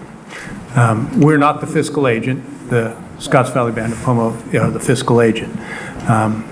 In terms of the term primary partner, I don't know what the primary partner means, but if it means that we will be engaged in the operation, the hiring of staff, the hiring of clinicians or counselors, and or have a physical presence on the site, the County Office of Education does not have the capacity to do that. Okay. So also at the time that it was stated on the grant application that you were, that LCOE would be a primary partner, was there any confirmed partnership between your organization and SVBP? At the time that was... Yeah, I had a staff member that I had committed to do the things that I had indicated that we would do, and that is that we would identify our McKinney-Vento homeless youth, counsel for services, refer for services, and continue to liaise between the different agencies, the school and the family. Okay. So, and that's what was written in the grant. And at when was it that those obligations or those agreements were put into place, and how did the deviation from those limitations of responsibilities, what was done after that? Was there any repercussions or was there any actions taken within your organization to keep grant applications slipping through the cracks in the future? I have hired some consultants to review this particular process. They are in the midst of writing a report, and I expect to get that report back in early February. Okay. The fact that the grant application did not go through the proper channels, is that affecting, or is that being taken into consideration in terms of any potential partnership moving forward with this project? As I've indicated, we will fulfill our legal obligation as the CDE homeless liaison throughout the county. And coincidentally, what happens to be written in the grant are the same things that we would do whether we were a partner, a primary partner, a tertiary partner, or not a partner at all. Okay. My next question is for Tom Jordan. Yes, sure. So in December, I had invited you to a Lucerne area town hall meeting, which you were not able to attend. You said that you would attend the January 19th meeting of the Lucerne area town hall. The town hall at this point has not been reappointed, and I feel that that may be intentional to strip this town of an official advisorial body by which to address this issue. So essentially, how does that weigh into the drive to move forward with this project? I mean, what is there's obvious, but yes, there's bias, and there seems to be an attempt to hinder this community's voice, and that's not. Excuse me, I'm asking a question. So my question is this, setting that aside, when you wrote the grant application, you listed multiple agencies as primary and secondary partners, and you did not have those partnerships established at that time, correct? I said there was a secondary network of service providers. I did not say that they were, that they had been informed about the grant. I just listed them as a body of service that is available here. So again, to paint a picture that we are not standing out here alone. But you apparently are, because you didn't inform those agencies. You listed them as primary and secondary partners for a grant. Let me just get this out. Without their knowledge. Now, I used to work for this community center, and I've actually helped with grant writing before. And the art and skill of grant writing, to my knowledge, does not include or necessitate lying about partnerships. I didn't lie because, again, it was a network of partners that we use that term as. Had I, in a grant application, listed a slew of primary and secondary partners and not used the term potential partners, I would have likely been fired. If any politician on the right or the left ran a nonprofit organization and applied for state taxpayer dollars based on partnerships that did not exist, don't you think that would be a sensational story? That people would be in an uproar about that taxpayer dollars were gained under false pretenses? That doesn't bother you? Again, I was painting a picture, not necessarily specifically identifying exact partners at that point in time. I understand that. I can tell that you're very delicately trying to dance around this question, but the question still stands. You don't see any ethical or moral issue with listing partnerships that were not confirmed in order to gain taxpayer dollars.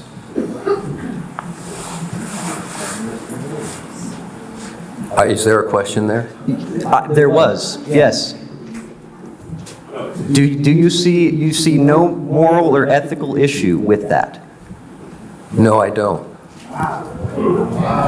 So, Kurt, did you want the state rep to elaborate as well? Actually, I would like them to chime in on that. What's the state's responsibility to shepherd taxpayer dollars in this case? And would the knowledge that partnerships, being listed as without those organizations' knowledge or agreement, would that affect the awarding of those grant funds? I have the phone ready. Is there any process in place to regulate misrepresentation to gain grant funds? Thank you for your question. Can you hear me okay? Yes. Okay, thank you.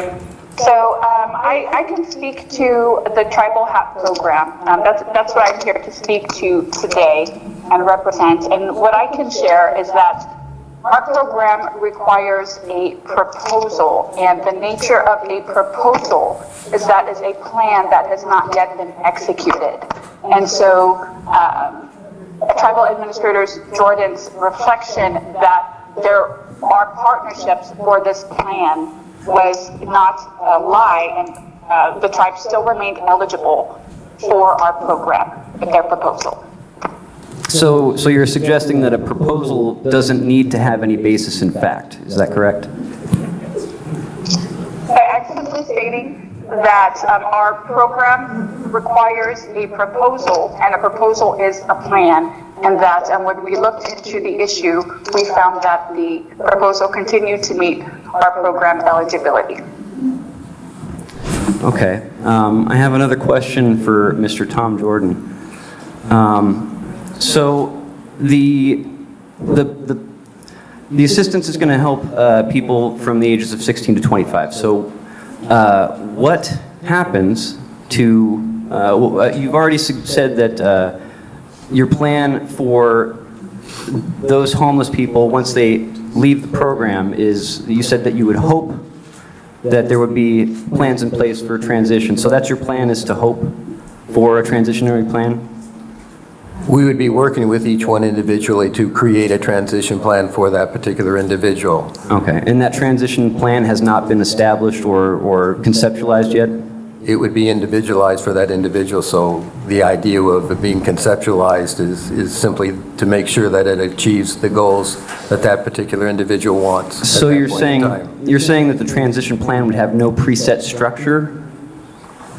The precept structure is success for that individual to pursue the goals that they want. In a general sense.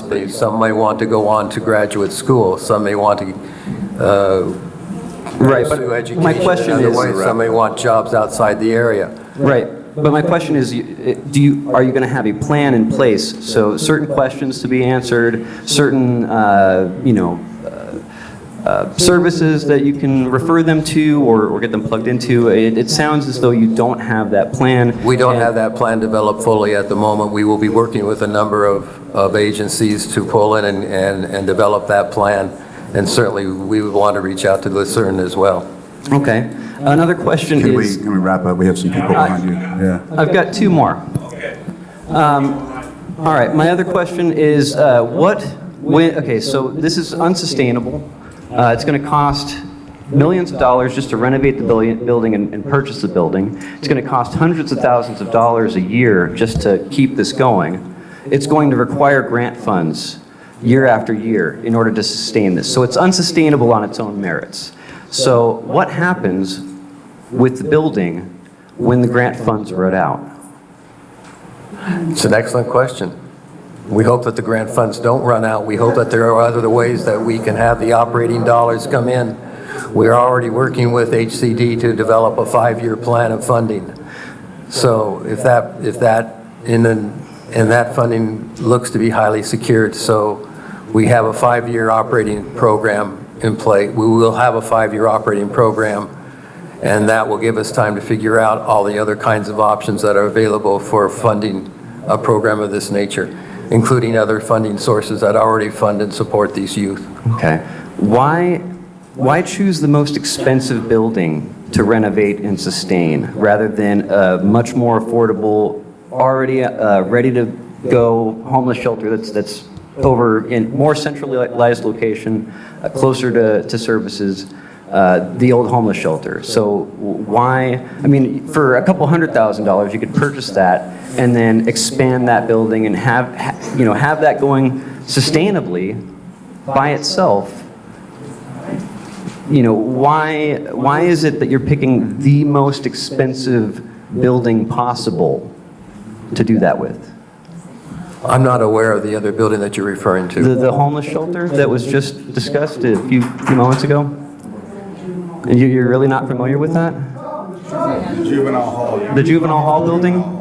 Oh, you mean the prison? The juvenile hall? No, it was a homeless shelter. It was a homeless shelter. It was a prison for juvenile justice. We are not talking about a homeless shelter. There is and you continue to use that, as does the Laco News. This is not a homeless shelter. This is a permanent residency, and there's a very clear difference between the two. And there's a very clear difference in terms of the population and the folks served between a homeless shelter and a permanent resident shelter for people who are disadvantaged and underserved, in this case, youth. So I understand that you're using specific language. We looked at the juvenile hall, and it is not appropriate for this type of application. Okay, thank you for that. I understand that you're using specific language. Can we wrap up? We're not, okay. Let someone else go, buddy. All right. Been here quite 4 times or whatever.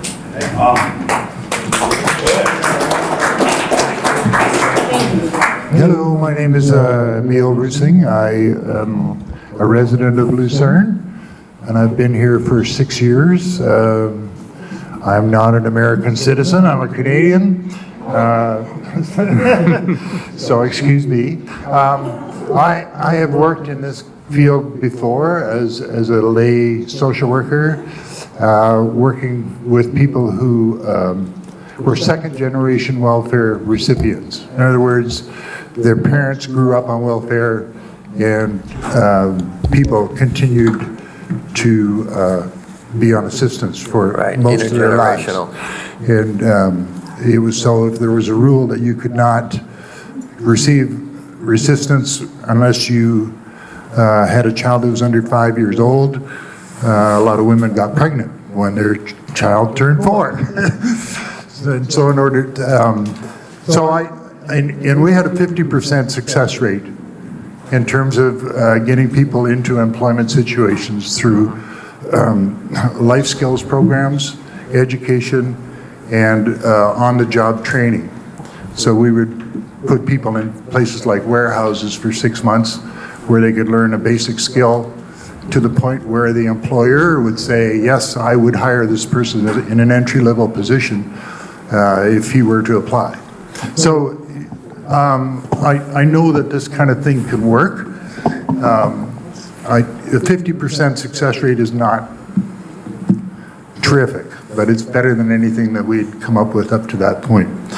So the other thing, as a citizen of Lucerne, I think, just a comment, it's always struck me as being very ironic that we live in a community where there are people that are living in bushes and living underneath bridges, and up on the hill we have this giant empty white castle. And I've never lived in a community where those two things were more striking than it is here in Lucerne. So I commend you for your efforts.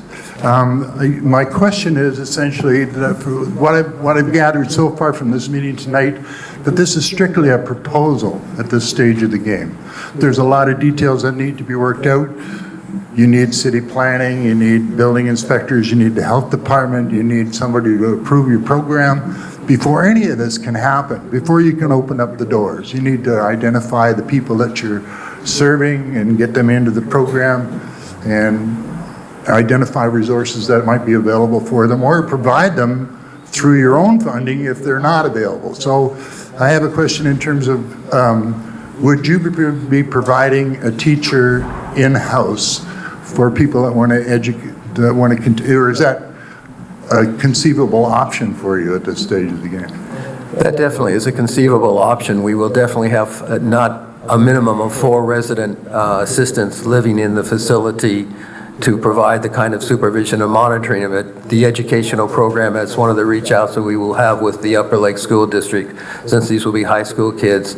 And as it was indicated, Mendocino College in the Pathways program is another option. So having that ability to do the teaching in the school is a viable option. Yes. We've been talking, one idea that has come out would be that it would be a magnet school around environmental studies. But that's just, again, we're looking for ideas, we're looking for ways to make the program as healthy and as robust as possible, keeping in consideration the facility and the ability to do these kinds of programming within the facility. So I just want to get a clarification. Has your grant been approved at this stage of the game, or is it in the process of exploration to the point where it's going to be approved at some point if you meet certain particular standards? No, the grant has been approved. Okay. And the contract for the grant has been executed. Okay. That was the question that I had. So it just seems to me that we're essentially putting the cart before the horse here, that there's a lot of things that need to be done before this program actually gets started. And it's going to take a while for those answers. You don't have those answers right now because you're exploring the possibilities. And I totally get that. So thank you for your time. And thank you for your questions.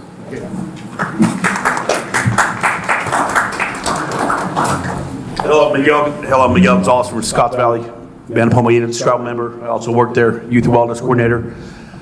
I have relatives, all these tribes around here, surrounding the lake. You guys know the Lake County Tribal Health? It serves Native Americans, but also the non-natives as well. That's been going. They haven't ran out of money, the grant money. When they ask, you guys talk about running that grant money, you guys seem to laugh. I really don't appreciate that too much. We're here to bring hope to the kids, to my kids. And you talk about, we're gonna have like, you talk about people on drugs. We're gonna have drug testing. We should have people drug testing implemented. My daughter can go there so the place can be safe or you're worried about your kids in elementary school. They're gonna have cameras, lights, bring some wellness to this community. You guys ever think about that? You know, the ladies that counselor, maybe she'll volunteer and be welcomed over there. Like, we're here to welcome people. We're not here to trash your town or, you know, sell drugs. Like, that's not gonna be, because I also to represent my tribe. This thing on the council right here, helping people out. I'm real honored and great my tribe is a part of this. I want to be a part of it. You guys will be seeing me here, bringing money to your communities, culture, awareness, everything here. So before, you know, the negative stuff, I'll pray for people when I go home. Pray for you people. We're not here to, like I said, this is all, we live together. You know, we're from here. My people are from here for a lot of years. And we're trying to get along with you guys. You know, we're living with you guys, everybody, you know. And like I said, I'm going to pray for you guys and hopefully this to happen. And it's not hundreds of thousands of people. We're going to have like 65 beds. And I'm pretty sure we're going to do background checks on the staff and the people that work there. You know, so just know that. We're not coming here blinded, folded. We're going to volunteer ourselves. My tribe, you know, we're here and we ain't going nowhere. Just know that. And also these other tribes will be here helping us out as well. Just know that. Nobody wants you guys to go anywhere. We love you. We're not worried about the kids selling drugs here. We're worried about these and also, selling drugs. and let me, ma'am, I'm talking, I like you, but anyway, and if somebody gets out of hand, call the Lake County Sheriff's Office as well, you know?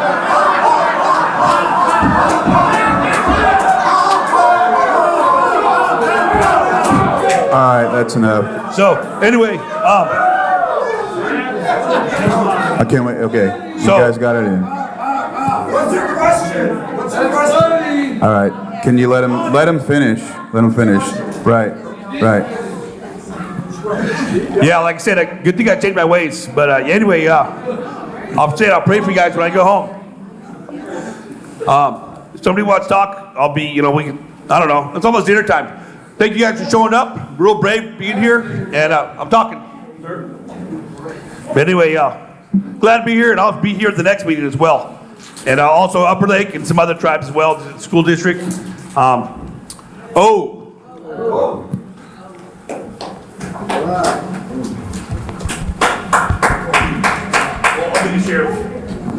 the sheriff. My name is Les Miller. Is this microphone on? Yes. My name is Les Miller, and I'm a member of the Scotts Valley Band. And I was the first chairman in the 90s. So I know quite a bit about tribal government. To clarify one thing the young gentleman said about government to government relationship, that's true. I helped with that terminology back when I was on the policy committee for advising the Bureau of Indian Affairs. And that's not to overlook this community. That means the federal government is the only one who can approve our grants, our fee to trust land. That's what that means. So don't take that out of context. One of the things I see here, which I don't like to see, is I'm the originator of the Pomo statue that's going to be built in front of the museum in Lakeport. And I bring communities together, not separate them. And I won't do that. So that statue is a Pomo statue, but it's for the community. It's not just for tribal people. So I want that to be understood. I believe in community. I believe in community, and what I see here, I stood over there and listened to a lot of this stuff. And what I see here, especially now, as an elder, I belong to the Circle of Native Minds in Lakeport. That's an elders group of Pathfinders. And it's a lot of educated, experienced elders, tribal elders, that are taking on some of this homelessness and mental health issues that doesn't seem to get accomplished here. So there are well-educated people taking another view of this, and we do have county support. So I want you guys to know that. What I see here is we have good people in our tribe. Don't get us wrong here. And we're trying to do the best we can. What I see here, and I'll address as you, Thomas, I think you did this in the wrong way.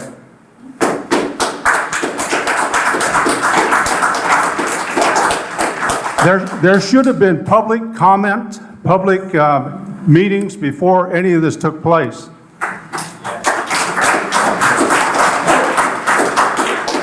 And I say this out of the respect for our tribe. A lot of our tribal members never knew a thing about this, and still some of them don't. So I think that's on you, Thomas, for doing that, taking that path.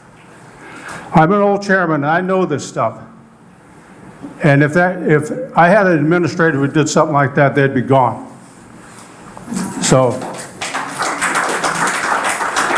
what I'm saying here now, since our council has approved this and you're getting the funding, let's find a way to do this. But give something back to this community. Give them a resource to build on, not just put something right in the middle of that's how the city of Oakland was destroyed. They put low-income people right in beautiful neighborhoods. Now you see where Oakland is. So I lived there too for a while. So anyway, don't take this as a racist thing, back and forth. No, that's the wrong way to go. So I love all my neighbors, and I try to get along with the councils in our meetings. I smile once in a while, don't I, Gabe? So anyway, no races, no back and forth. We love you all. Thank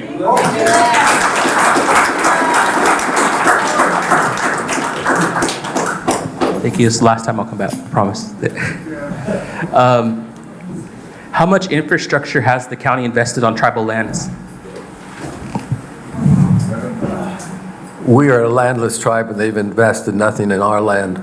So we're expected to invest in non-native communities, but when other people don't invest in tribal stop communities. yelling. It's not helpful. You can come up and talk. He's give him his opportunity. Just be respectful. Be respectful.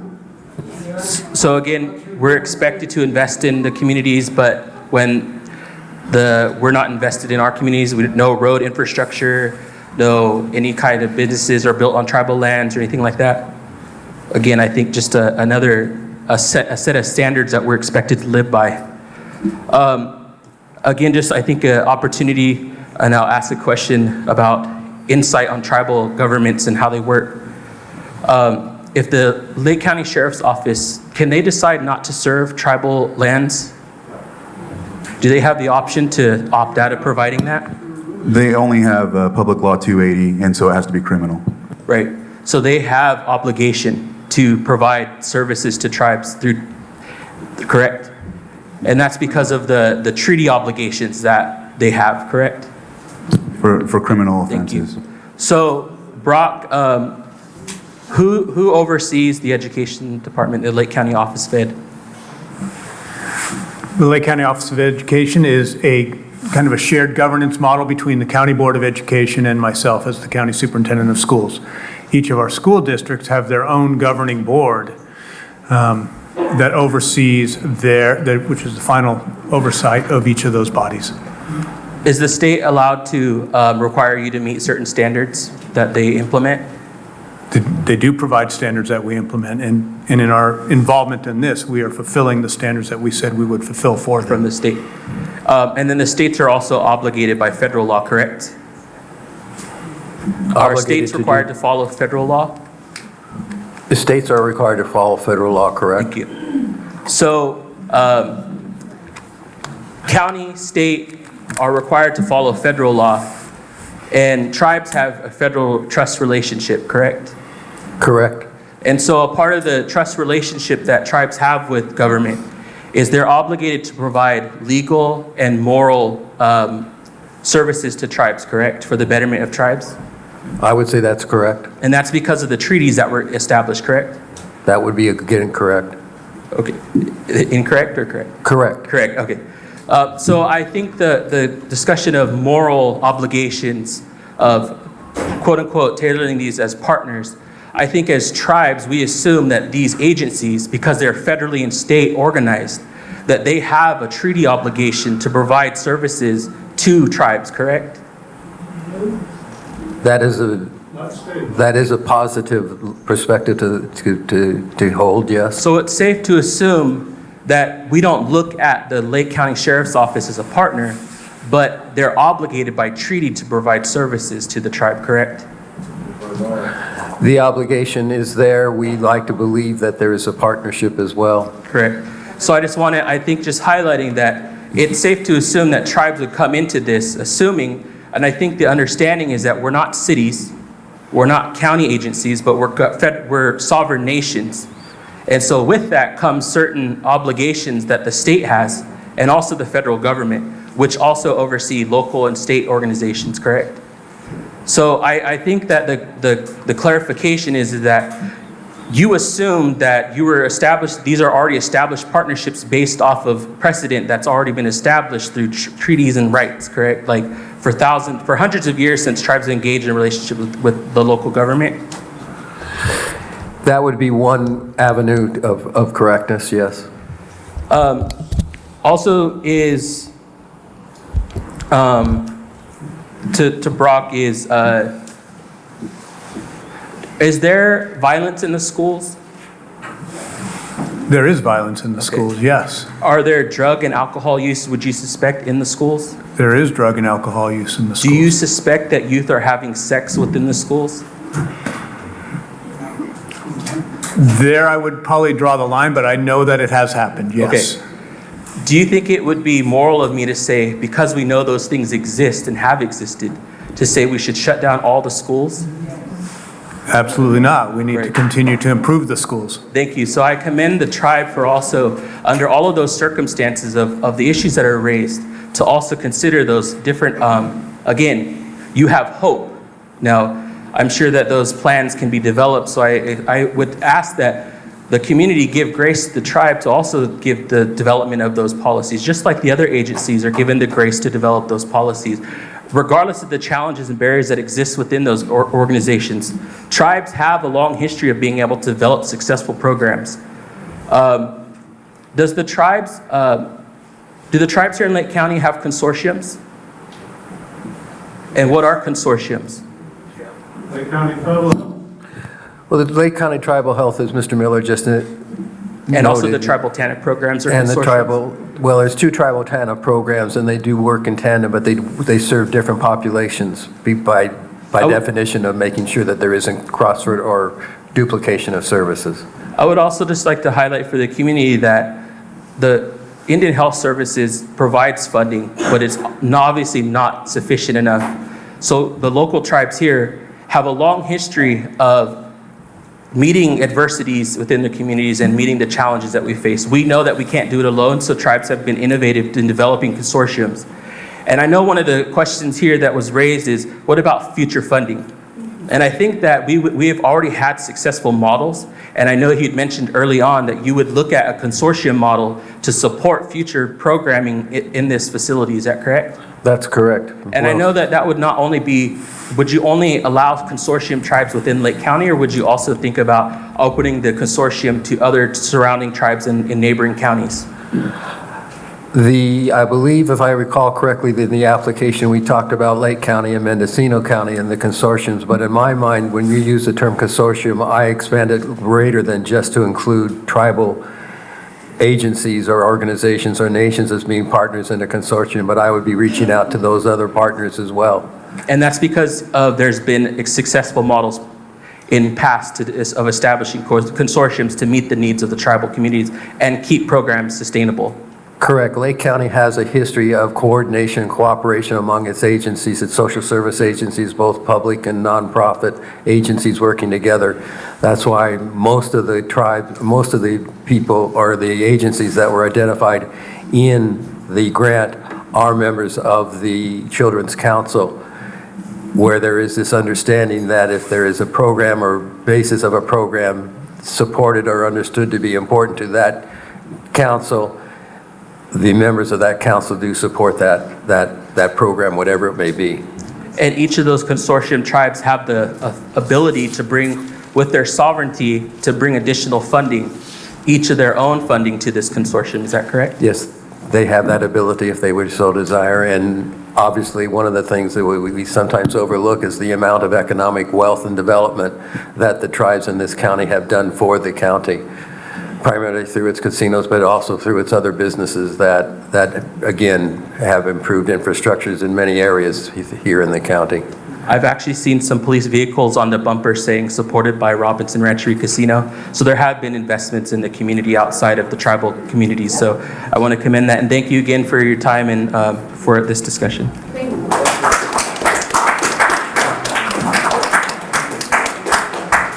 How you doing? My name is Kevin Wissick.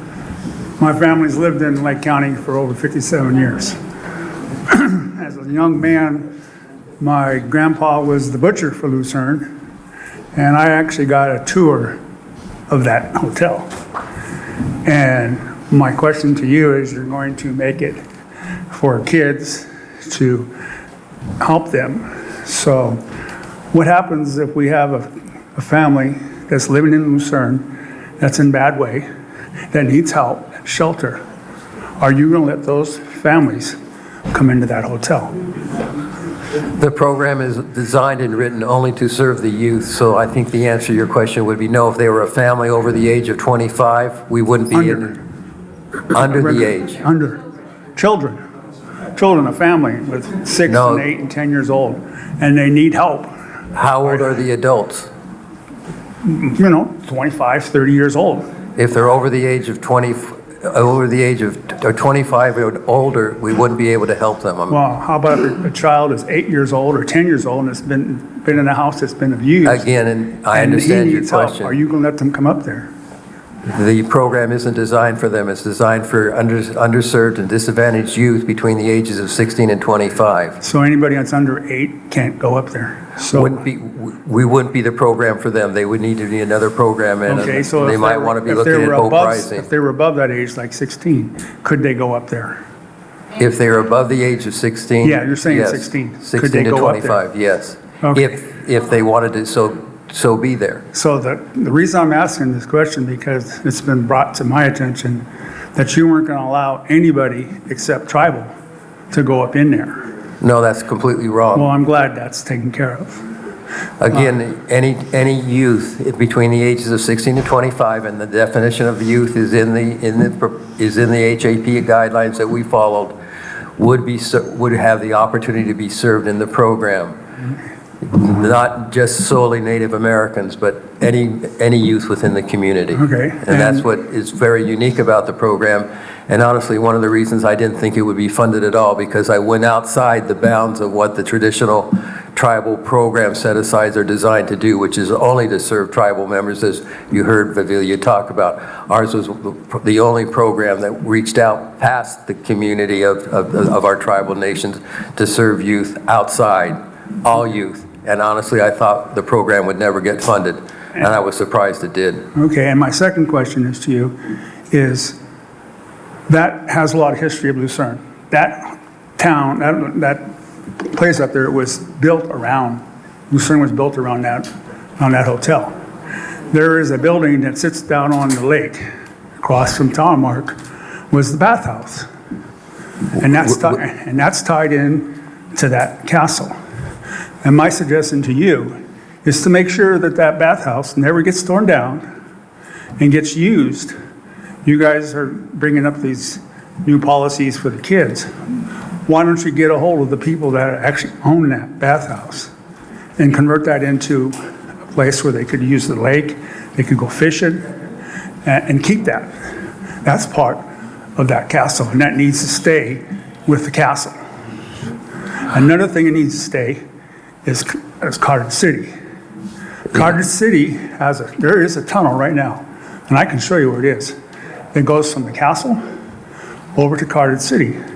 And when they built that thing, they used to bring the people in through the tunnel up to the job.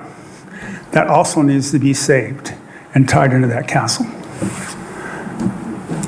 This is great history that I'm not aware of, and I appreciate the My information. question is to let you guys know, if you do end up owning this thing, is to do something that the young kids cannot get into that tunnel. 'Cause it's still there. Yeah, we definitely would Go into support. Carter City and go to the office, and it's right behind the Carter City. There's the two big doors, opens up. I've been in it. I ran through it. And my last question to you, after the sale is completed, does this go into a living trust? Is this what? Does it go into a living trust? No, the tribes don't have living trusts. Does it go into tribal, any type of a tribal, does it become solvent nation? It would Because I know become, when they built, it would become fee land at the time of sale.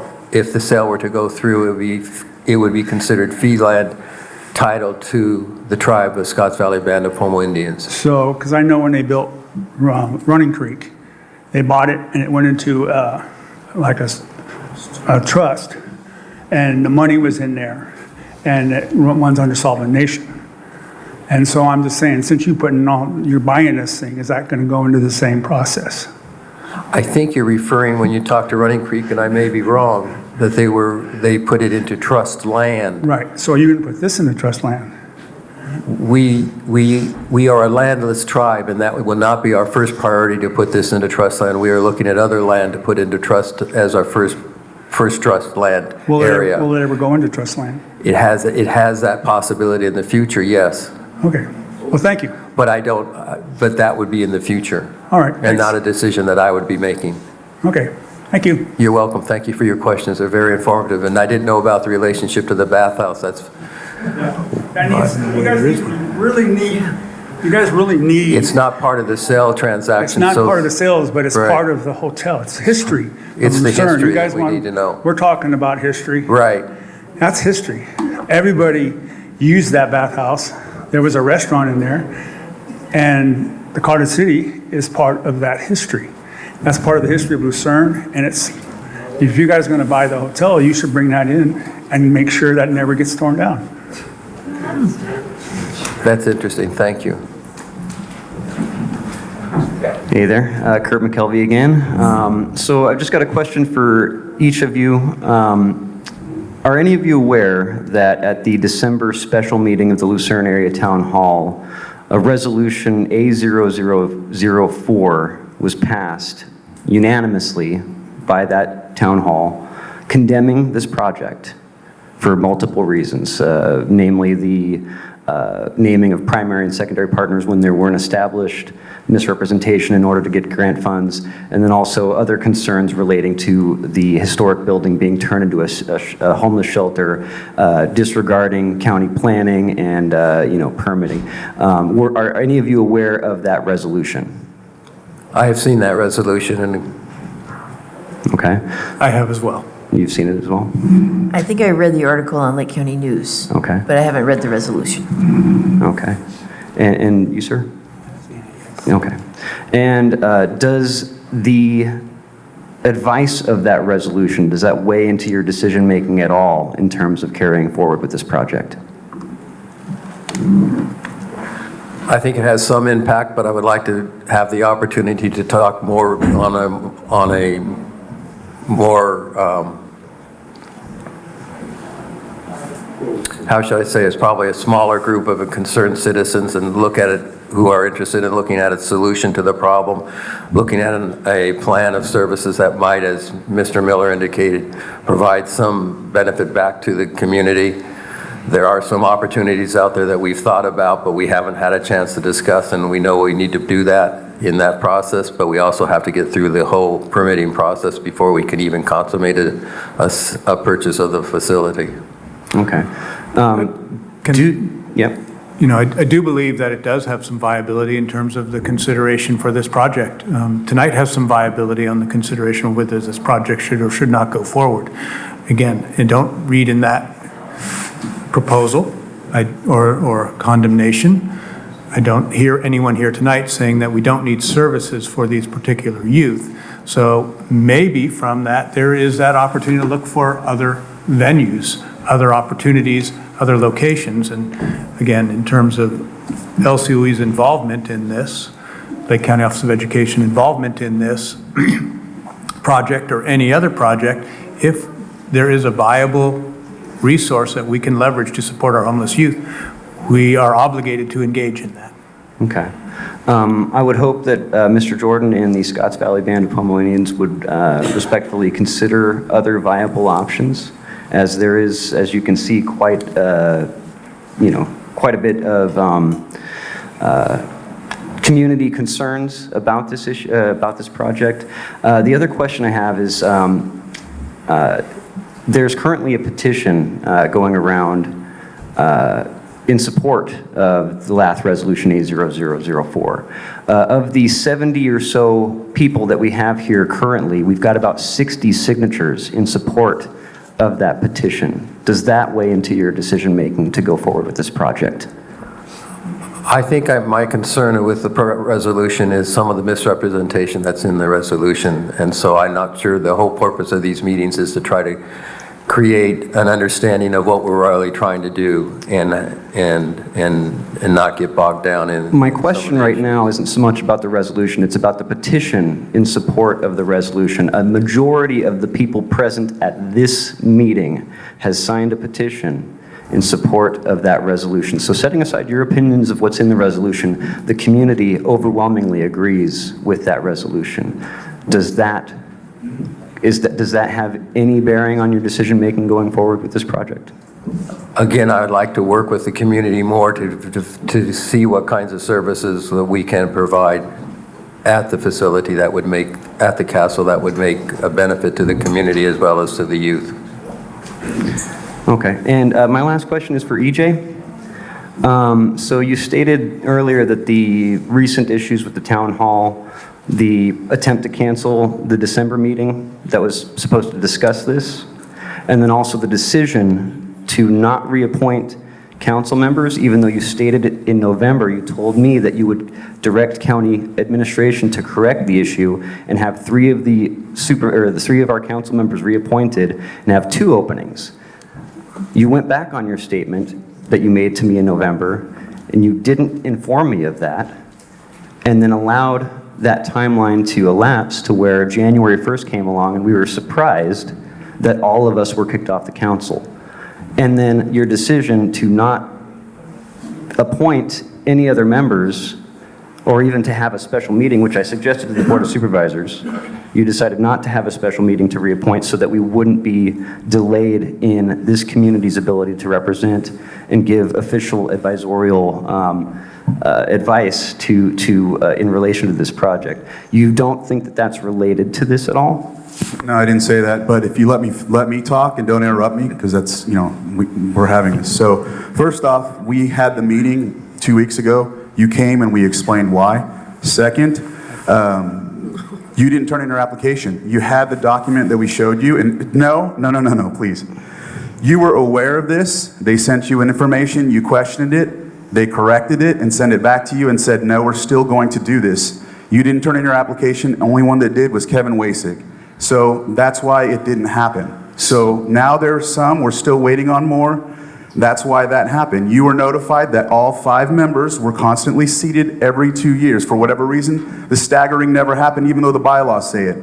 So you were part of the appointment when I first got on. You were upset about the appointment that didn't take place in 2021 because all 5 members were replaced, and now you're trying to insinuate that You were supposed to be just appointed for whatever reason. And I looked into it, staff told me that's what needed to happen, and that's what happened, and that's why So you... then if that's the case, why didn't you communicate that to me prior to January or January Staff 1st? communicated it to 2 days before. And you 2 days came to the before. meeting. When did you become aware of And you this? came to the meeting, and you're interrupting me again. When did you become aware you knew of about this? it. You knew about this, Kurt. You knew about this. What you said that you spoke with county administrator. Let me just Right. ask one question. Well, we covered that. I was going to answer the castle situation with the meeting. You said that I canceled it because I was overreaching, right? Is that what you just said? So my question right now to you is, when did you learn from county administration that they were going to go forward with the 5 openings When they sent on our you council? the message, and then you questioned it, and then all you had to do with the others was send in an application. You didn't. You banked on doing Our this. conversation, No, I no, no. banked on your word, sir. I banked on your word. And you were given the information, and you didn't follow through because you wanted to assume that and create this hostility amongst us.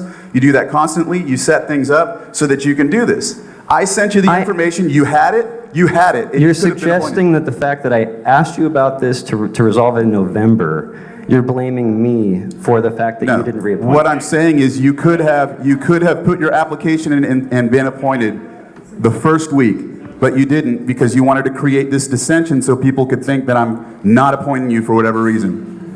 It's on you for not turning in your application. Go ahead, sir. Thank you for being here.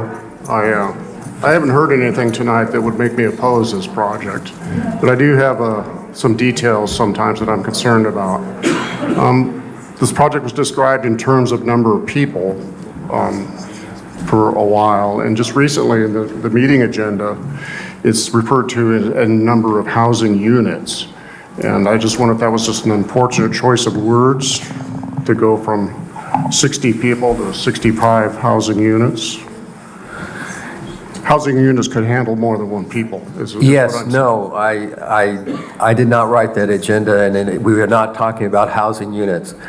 The best we can figure out, the hotel has about 60 bedrooms, or 65 bedrooms.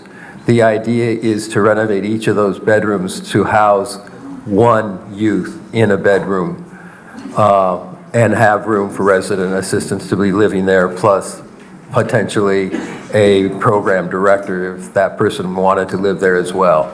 So by housing units, we mean, I think they were trying to refer that the castle has 60 bedrooms, not 60 housing units, which, as you say, a housing unit can be a 1-bedroom, it can be a 2-bedroom, it can be a 5, 6, 7-bedroom, by definition of housing unit, and that's not the intent at all. And you intend on having all the units be inside the building, not new construction? All the 60 units, all the 60 bedrooms right now are in the living side of the facility, totally undeveloped or unrenovated. And that's the big effort. One more quick question. I know there's other people waiting. People are really concerned about mentally ill drug addicts. That's something that people toss around a lot. But there's new legislation in California to deal with mentally ill drug addicts. It doesn't go into effect here this year, but it does go into effect here in 2024. So you won't be up and running until then. And don't you think at that time you don't really have to worry about mentally ill drug addicts on your property, because people will just be able to go to the fire station and complain and have the person dealt with? The care courts. Are you familiar with the care courts? If I understand your question correctly, there'd be people who would not be housed at the facility, but who would be wandering the streets, who might end up coming up to the facility? Is that your No, I question? mean, just if you did have anybody that was a problem, that it wouldn't even be your job to deal with them, the state of California would step in. Well, we would certainly be reaching back out to behavioral health and ask for the assistance if we have a situation where we have one of the youth having that kind of serious mental health. But again, under the McKinney-Vento Act, we're not looking at trying to house everybody, first of all, that has got an issue. And second of all, we're not looking at trying to start with severely mentally challenged youth. That would be beyond our capacity. The state and other agencies have their responsibility to serve them. I hope I answered your question. Yeah, so basically somebody wouldn't get past the case managers, right? A really problem person. We would make sure that someone got the services that they needed if we came in contact with us, I think is the way I can answer that question, if I understand your question correctly. You're welcome.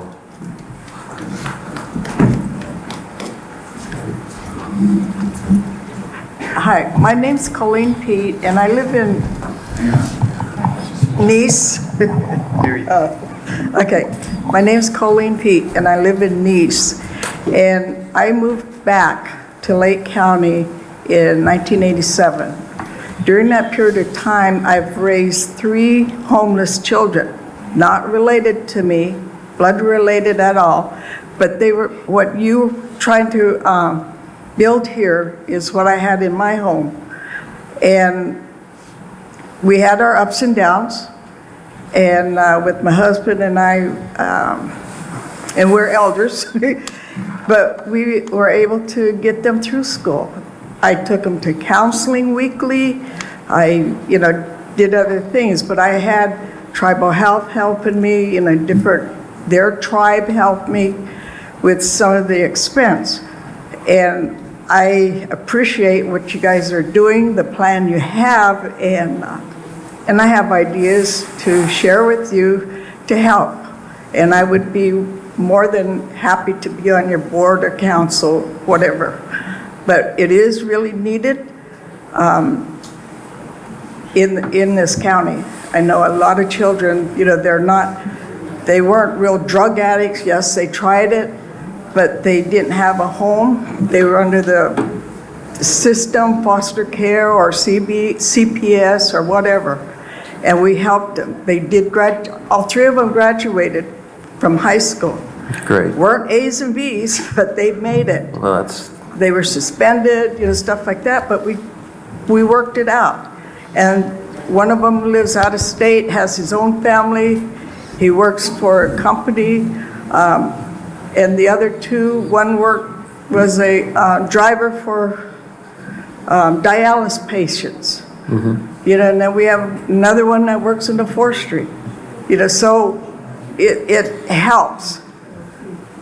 And we do need that here. Thank you for sharing that.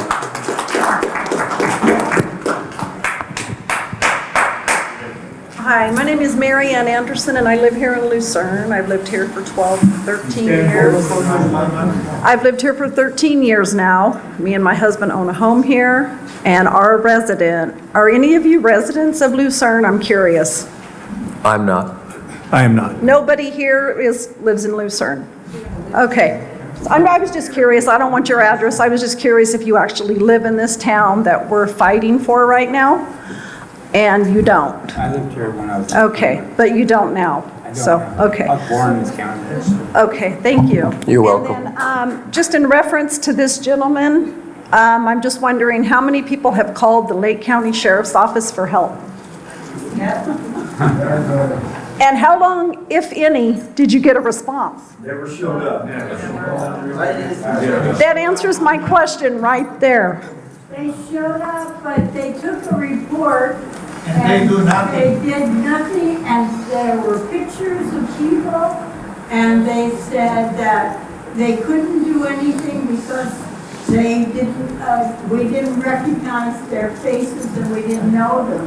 So the sheriff said we can't do anything about it. So in regards to what I just said, I have called the sheriff's department plenty of times because we had a trap house across the street from us. My husband took videos, he took pictures, and I'm not being racist, I'm not stereotyping.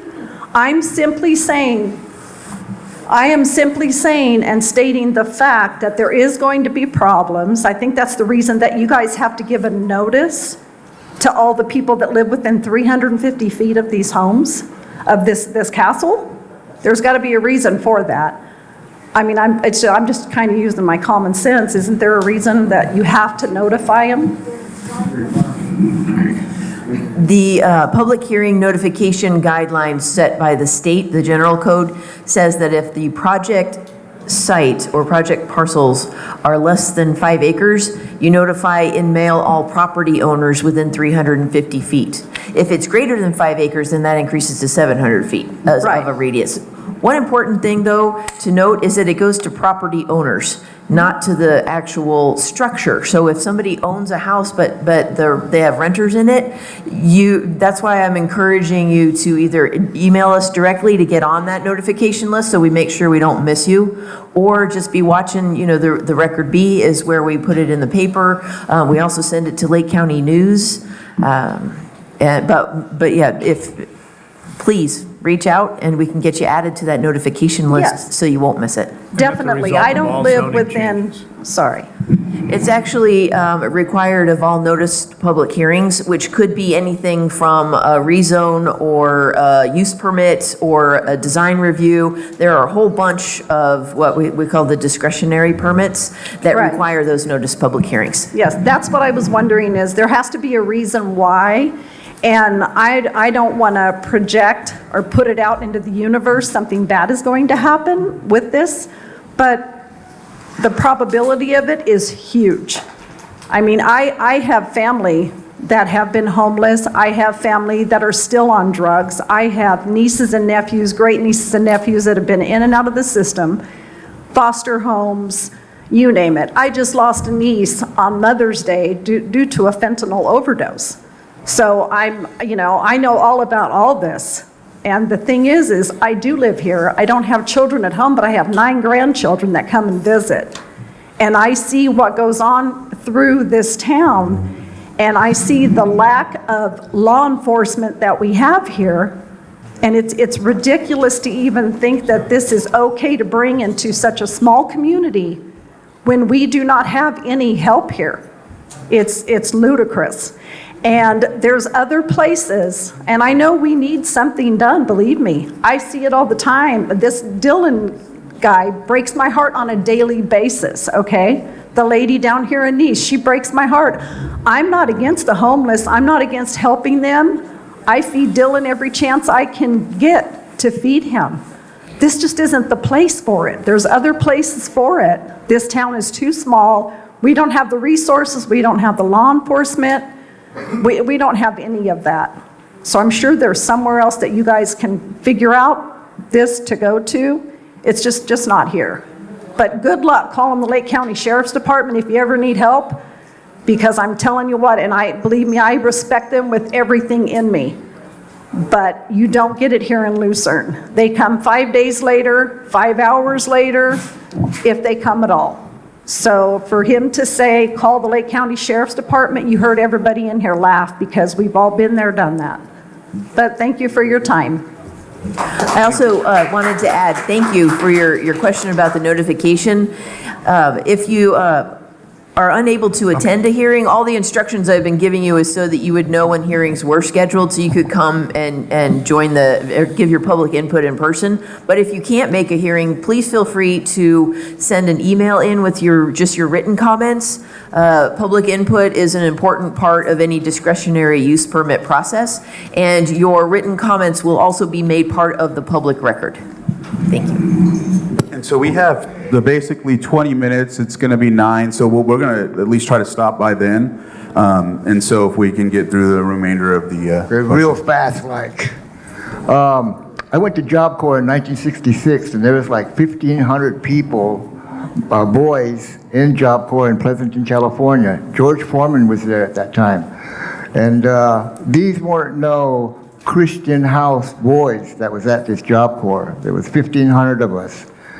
And I graduated and had no trouble in fights or anything like that. There was no alcohol involved or anything like that, and there was counselors there. So that counselor question, we have 7 tribes here, and they're full of elders. Okay, we're not as traditional as our ancestors, and our ancestors had no alcohol, they had no drugs until they became civilized, American Indians and Native Americans. There's about 5, 6 acts that have been, thrown in our face. The Boarding School Act, the Indian Removal Act, the Extermination Act, the Dawes Act, and all those acts were to either kill us, take our land, or change who we are. So our goal is to go back to who we are as traditional people. So the counselors, once this thing starts, wherever it starts, the elders at these tribes are counselors, and they will come here and help this program if it starts. Okay? I do that now. I go to schools, colleges, and tell them. I'm going to talk to them. And I'll end up talking one-on-one with somebody there at the schools. And then I heard one other question. Taxes. This is what you can do with our tax money? Well, we have over 500 people in our tribe right now, and every one of us pay taxes. We pay taxes too, all 7 tribes. So you're not the only one paying taxes. I paid more taxes than your president last year. Trump did, $750. I paid more than that. So we pay taxes, okay? Thank you.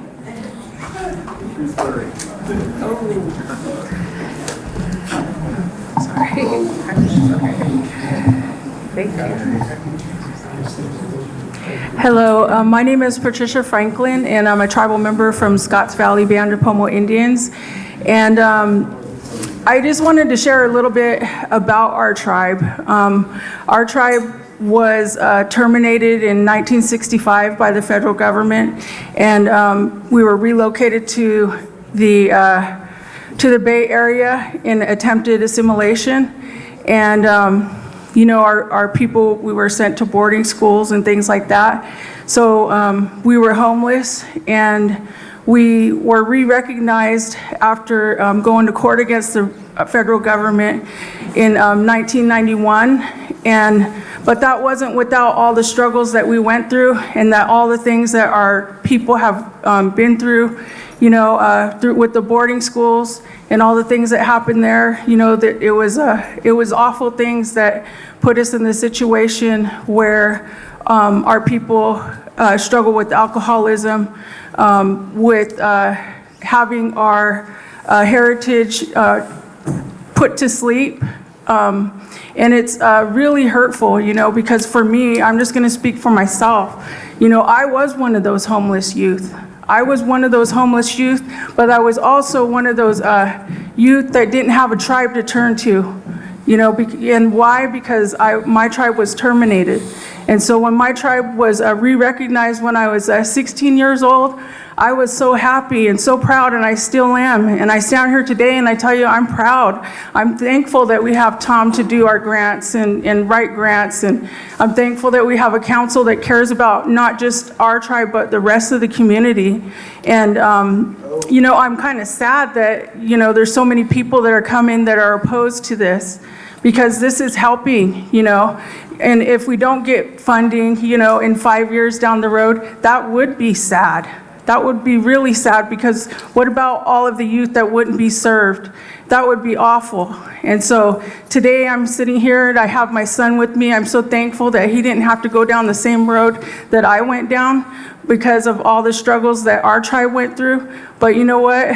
He didn't have to go through that, but it was a hardship.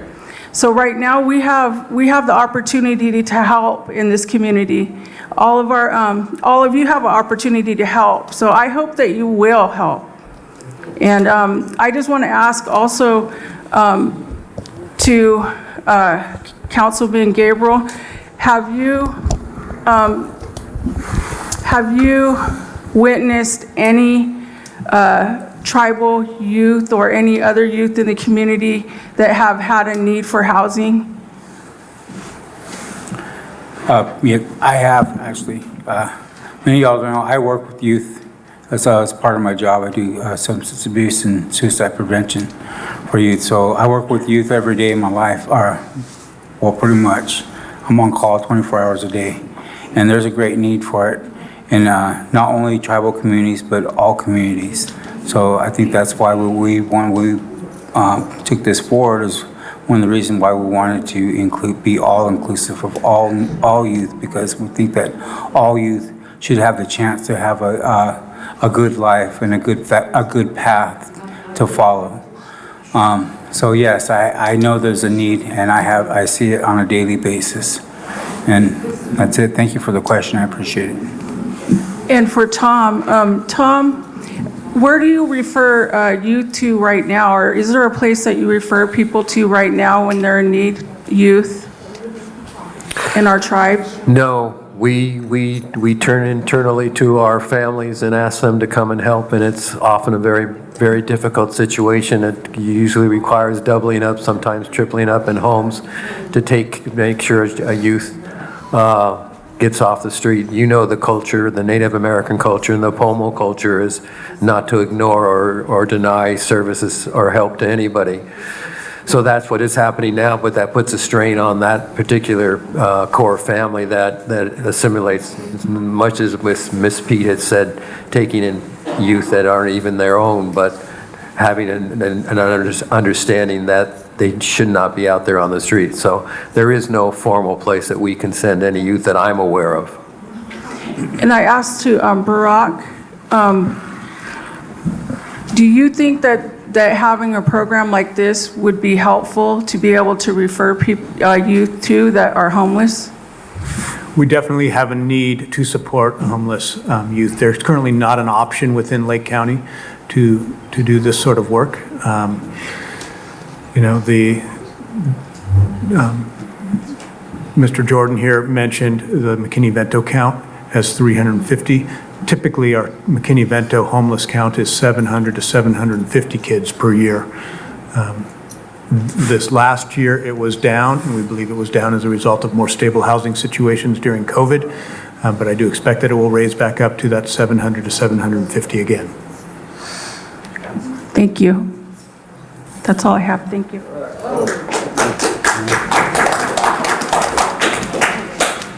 Hi, I'm Paula Bowman. I'm the chairperson of the Board of Directors for the Lucerne Alpine Senior Center. And I'm so happy to be able to have our meeting here tonight. I'm very proud of that. I have something that I wanted to explain to people about this paper. I was very foolish to sign it, and I should have known better being the chairperson of the board. Never sign anything that you don't read what it's about first. I had made a mistake in signing this, and I want my name crossed off, because really what it is not a role for tonight. This is we, the undersigned, are writing to express our support for the Lucerne Area Town Hall last. Resolution A004. So whatever you could find my name on that, please cross it off, since I was very foolish to sign it. And I apologize for that. And so also a couple of things. Are you aware that the needle exchange for our county is on 13th, which is just a block down from the castle? I heard for the first time attending a Board of Supervisors meeting, I think it was last Tuesday. Pardon me? The gentleman is here, Greg, that spoke. Was that you, Greg? So, there was a gentleman who spoke on that, and that was the first time I heard that the needle exchange had a location on 13th. I did not know about it up until then. Okay, we actually had the needle exchange in front of our senior center here. That was instigated by a board member before all of us, the current members that are now on the board, did not authorize that. It was one person only on the board that got that started here. We had a very large demonstration with a lot of the Pomo tribe coming out and supporting the resolution and the scuttling out of the needle exchange away from the senior center. And unfortunately, it went on to 13th. What I would suggest to you, and all of you, and especially EJ, is that we get rid of the needle exchange in Lucerne to take away the enticement and the lure of meth and any other substances that are illegal, so that it's not right there for them to see and say, hey, you know, let's sneak out in the middle of the night. I would really suggest that we all put pressure on that if we are indeed going to have the castle as you propose to be used. And in fact, it probably should be out of here anyway. Our town is tiny. I am the manager of the thrift shop, and we have people coming in all the time that are loaded and want a deal, a special deal on the clothes, because they don't have the money. Well, they spent the money on other things, obviously.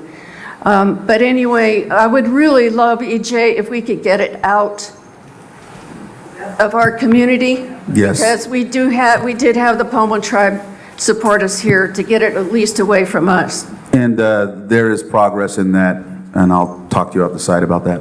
Okay, okay, I appreciate that. And also, you did name us as being a partner, the Lucerne Senior Center, and I have our email address in our names of the board if you wanted to contact us as to being a partner of doing anything.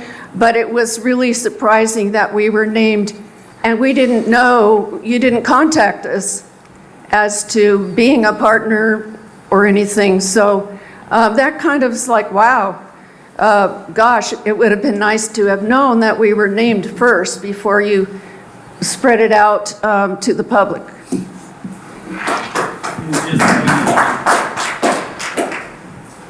Point well taken. We had 10 days in which to write this grant after we realized and felt like we could enter into an agreement to purchase the facility, so there wasn't really a lot of time to reach out. Again, I relied on the Children's Council, my experience with them and understanding the type of programs that they wanted to see, and moved on that vision. I also honestly didn't think the program was going to ever get funded because of the amount of money that I asked for. Bavilia indicated there was 20 million. She did not tell you that there was $48 million of applications submitted, and they had a paring down process, and I figured ours would be the first to be gone out on the basis that we were serving more than the tribal members. So I was in this terrible, or this kind of chicken and the egg situation. Do I let the community know and then go back and say, oh, I'm sorry, nothing materialized? Or do I see and let the cards play out, which I thought would have happened within 30 days, which was the original program by the end of July?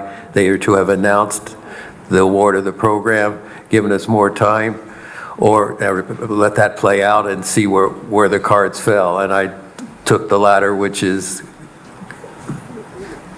a chance one way or another. Get a community all excited about something or opposed to something and lose it, and not get it, or go the other way, get it, and then work through with the community to try to figure out the best way to structure a program that meets the needs of everybody. Okay, well, it's not that we are saying, no, we're not going to do it because, or whatever you want us to do. I do want to hear from you, and I'm sure all the board does. And so I do have a paper with our email address and the names of the board members and our director. It's not that I'm rejecting you, I'm just very, like I said, very surprised that we were named. So I understand. And I'd okay. love to sit down with your board and perhaps members of the community at large and see what is it that we could provide that would benefit the community at the facility. We are struggling with trying to come up with something that makes sense, given the location and given the design of the facility and the kind of the structural challenges that are facing serving the community. But we're trying to figure and want some opportunity to dialogue on that. Okay, well, I'm sure that we can come up with a lot of things that we could be helped with. We don't have money to pay people. We already have extra people on our payroll that we are going to be struggling to pay. But if they want to come and learn and do things, then that's a whole nother story. Great. Looking forward to it. And I hope that one of our board members here, I hope that he's in agreement. So anyway, I'd like to see this paper and get my name scratched off. And so, go ahead, Greg, go ahead, and I think, ma'am, were you going to come up and speak as well? Okay, so we have about 3 minutes, so let's. I'll be quick. Yes, yeah. I'll be quick. My name is Greg Bianchini. I live on the Strand. That's 13th Avenue. Did you guys know that's the name of the street the hotel's on? Yes. It's called the Strand. Oh, you do. Okay. You were Maria. What? Mireya. That's very close, thank you. Yeah. What is it? It's Mireya. Mireya. Yeah. Well, I thank accept you. all I apologize variations, about it's it. fine. Listen, you said there was a 350-foot circle around the hotel that's going to be notified of anything that's happening with the hotel? The project site, according to the government code, if the project site is less than 5 acres, we send out direct mail to all property owners within 350-foot radius of the project site. Yeah, well, you know what? This is a small town. It's a very small town. I think there's a little over 2,000 people. Anything that is going to be happening with this hotel, everybody in Lucerne should get a mailer in the mail. And I think it's $400 or something to mail something to everybody. And where was mine? I haven't got anything. There is no project in our department at this point. Because I didn't even really know about this meeting tonight. I just was lucky I found out about it. So. In the Community Development Department, we handle noticed public hearings for applications and projects. That is not what this is yet. No application has been received in community development to date. So is that possible to be done, though, if this goes further, that everyone in Lucerne gets notified, not just my house? I'm 7 houses down from the hotel. We will notify by direct mail to all property owners that are within either the 350 or the 700 feet, depending on the project site. However, if you're interested, if you send me an email to add you to the list for notification, No, I you will don't be need one. added for that I'm one. within that 350 feet. Way in it. Anyone outside of that 350 feet, or if like you're a renter within that 350 feet. No, I'm not a renter. I own my home. Anyone in general who is interested in notification of public hearings is welcome to send us an email to ask to be added to that list, and we'd be happy to do that. Okay, well, I'm going to get something together, and even if I have to pay the $400 myself, I'm going to make sure that everybody in Lucerne just so it's so everybody knows about it. Anyways, thank you all. You're welcome. Go ahead, ma'am. And we'll wrap up after you're finished. Thank you for the privilege to speak to the descendants of the land I'm standing on. All nations I've served, and I'm grateful for the elders. I'd love to see the grandmothers of your tribe gather, and I'd like to sponsor a tea, sweat lodge, whatever it takes. I can wear the Western hat, but terminology separates all of us, and I have a question. First of all, on the tribe in recognition, be it hummingbird, whatever, can you please tell me quickly what your icons are so I know for sure for Scotts Valley Band? Because it's the only one I don't know a lot about, although I've helped some of your daughters. I want to know. Icons, that would be the symbols in nature. Symbols or like the bear or coyote or... Yeah. Is this It's relevant because a European castle is not, to me, of native way, but I understand, having grown up part of my life in Native Hawaiian, Native American, Celtic, etc., that monarchy came into the Hawaiian culture. For instance, castle is a word that's Western. I would love to see, do you have a plan for the terminology to be descendant of California? And also, the word of California my grandfather said was Mutsun, and the language was Mutsun. So I didn't hear that tonight, but I would love to know, will you have representation of all brothers and sisters of the wildlife and your own culture represented there? Because it seems in contrast to the architecture of it, but I'm open to it. I also want to recognize every one of you for trying in our whole community. But one of the reasons I did not 100% support the college that I was also asked to support was they didn't even have their fire extinguishers, 26 of them fired to the current date during the wildfires. So there's a lot of completion issues with everyone who's tried in that building. I'd like to see completion. I'm sure you have a commitment to that and you have an intention to that, but the community, and I'm sure the owner, is frustrated. And it is a jewel of the whole lake, not just Lucerne. It is a jewel of the state, but the state before it was a state was your ancestors. So my questions are, can we get the grandmothers involved in envisioning that are, if you do luck out on the 50-50 escrow, and can we make sure that we respect the private property concerns and also whether or not it goes in a trust and a sovereignty?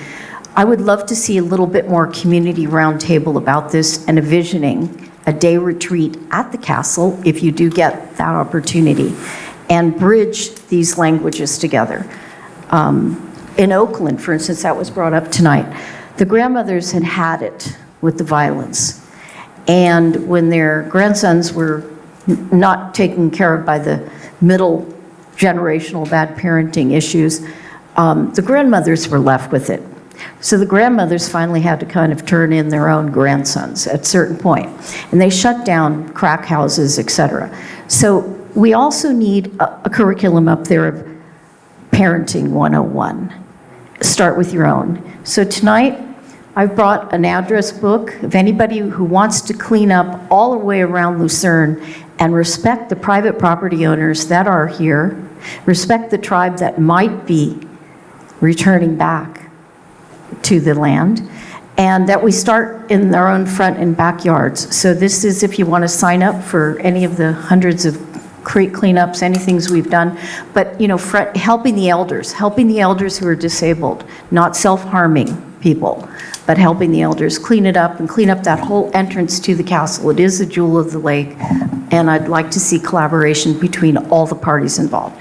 Here it is. And I also have a basket to recognize the tribe for this effort, and I do understand short deadlines in the Western culture and you trying to do grants the last moment, and good intentions were probably there by all. So I welcome you for that effort. And there were many good questions tonight. Additional questions came up. And that's why I would look forward to roundtables where people get those questions answered.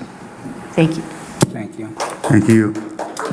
And so as we're coming to a close, we're looking at trying to do something in the chambers, and that was the initial ideal. However, it wouldn't have been ideal for all of you to attend.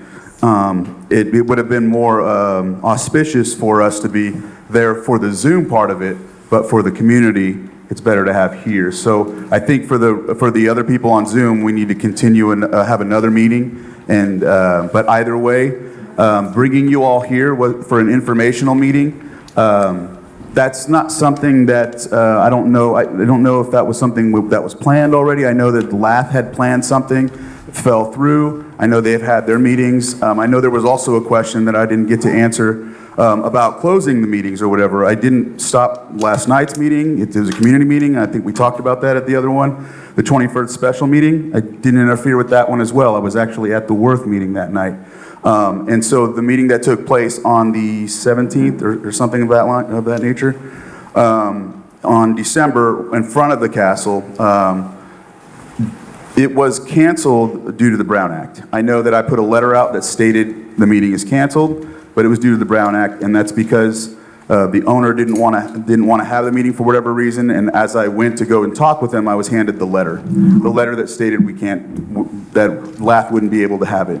So because you noticed it 72 hours before and still continued to push the issue of having it there. Now, if I would have been complicit with that, let me finish. If I would have been complicit with the meeting at Lucerne, at the castle, that would have put the county at jeopardy and the people that came with you in jeopardy. If someone got hurt, we could have been sued. I know there's a common thread amongst discussions about people saying that the county is always going to pay out money for lawsuits, this and that. That was the situation. And so they ended up having their meeting, didn't interfere with it. So that's the other thing. So if I'm being blamed for not wanting to hear your voice, but here I am having an informational meeting that I really, truly could have said no, but that's not right. I was helping with the packing center in Lakeport. That's where I was. And so with Tango Mike, right, but it wasn't a meeting I was obligated to attend. That's why I had this one.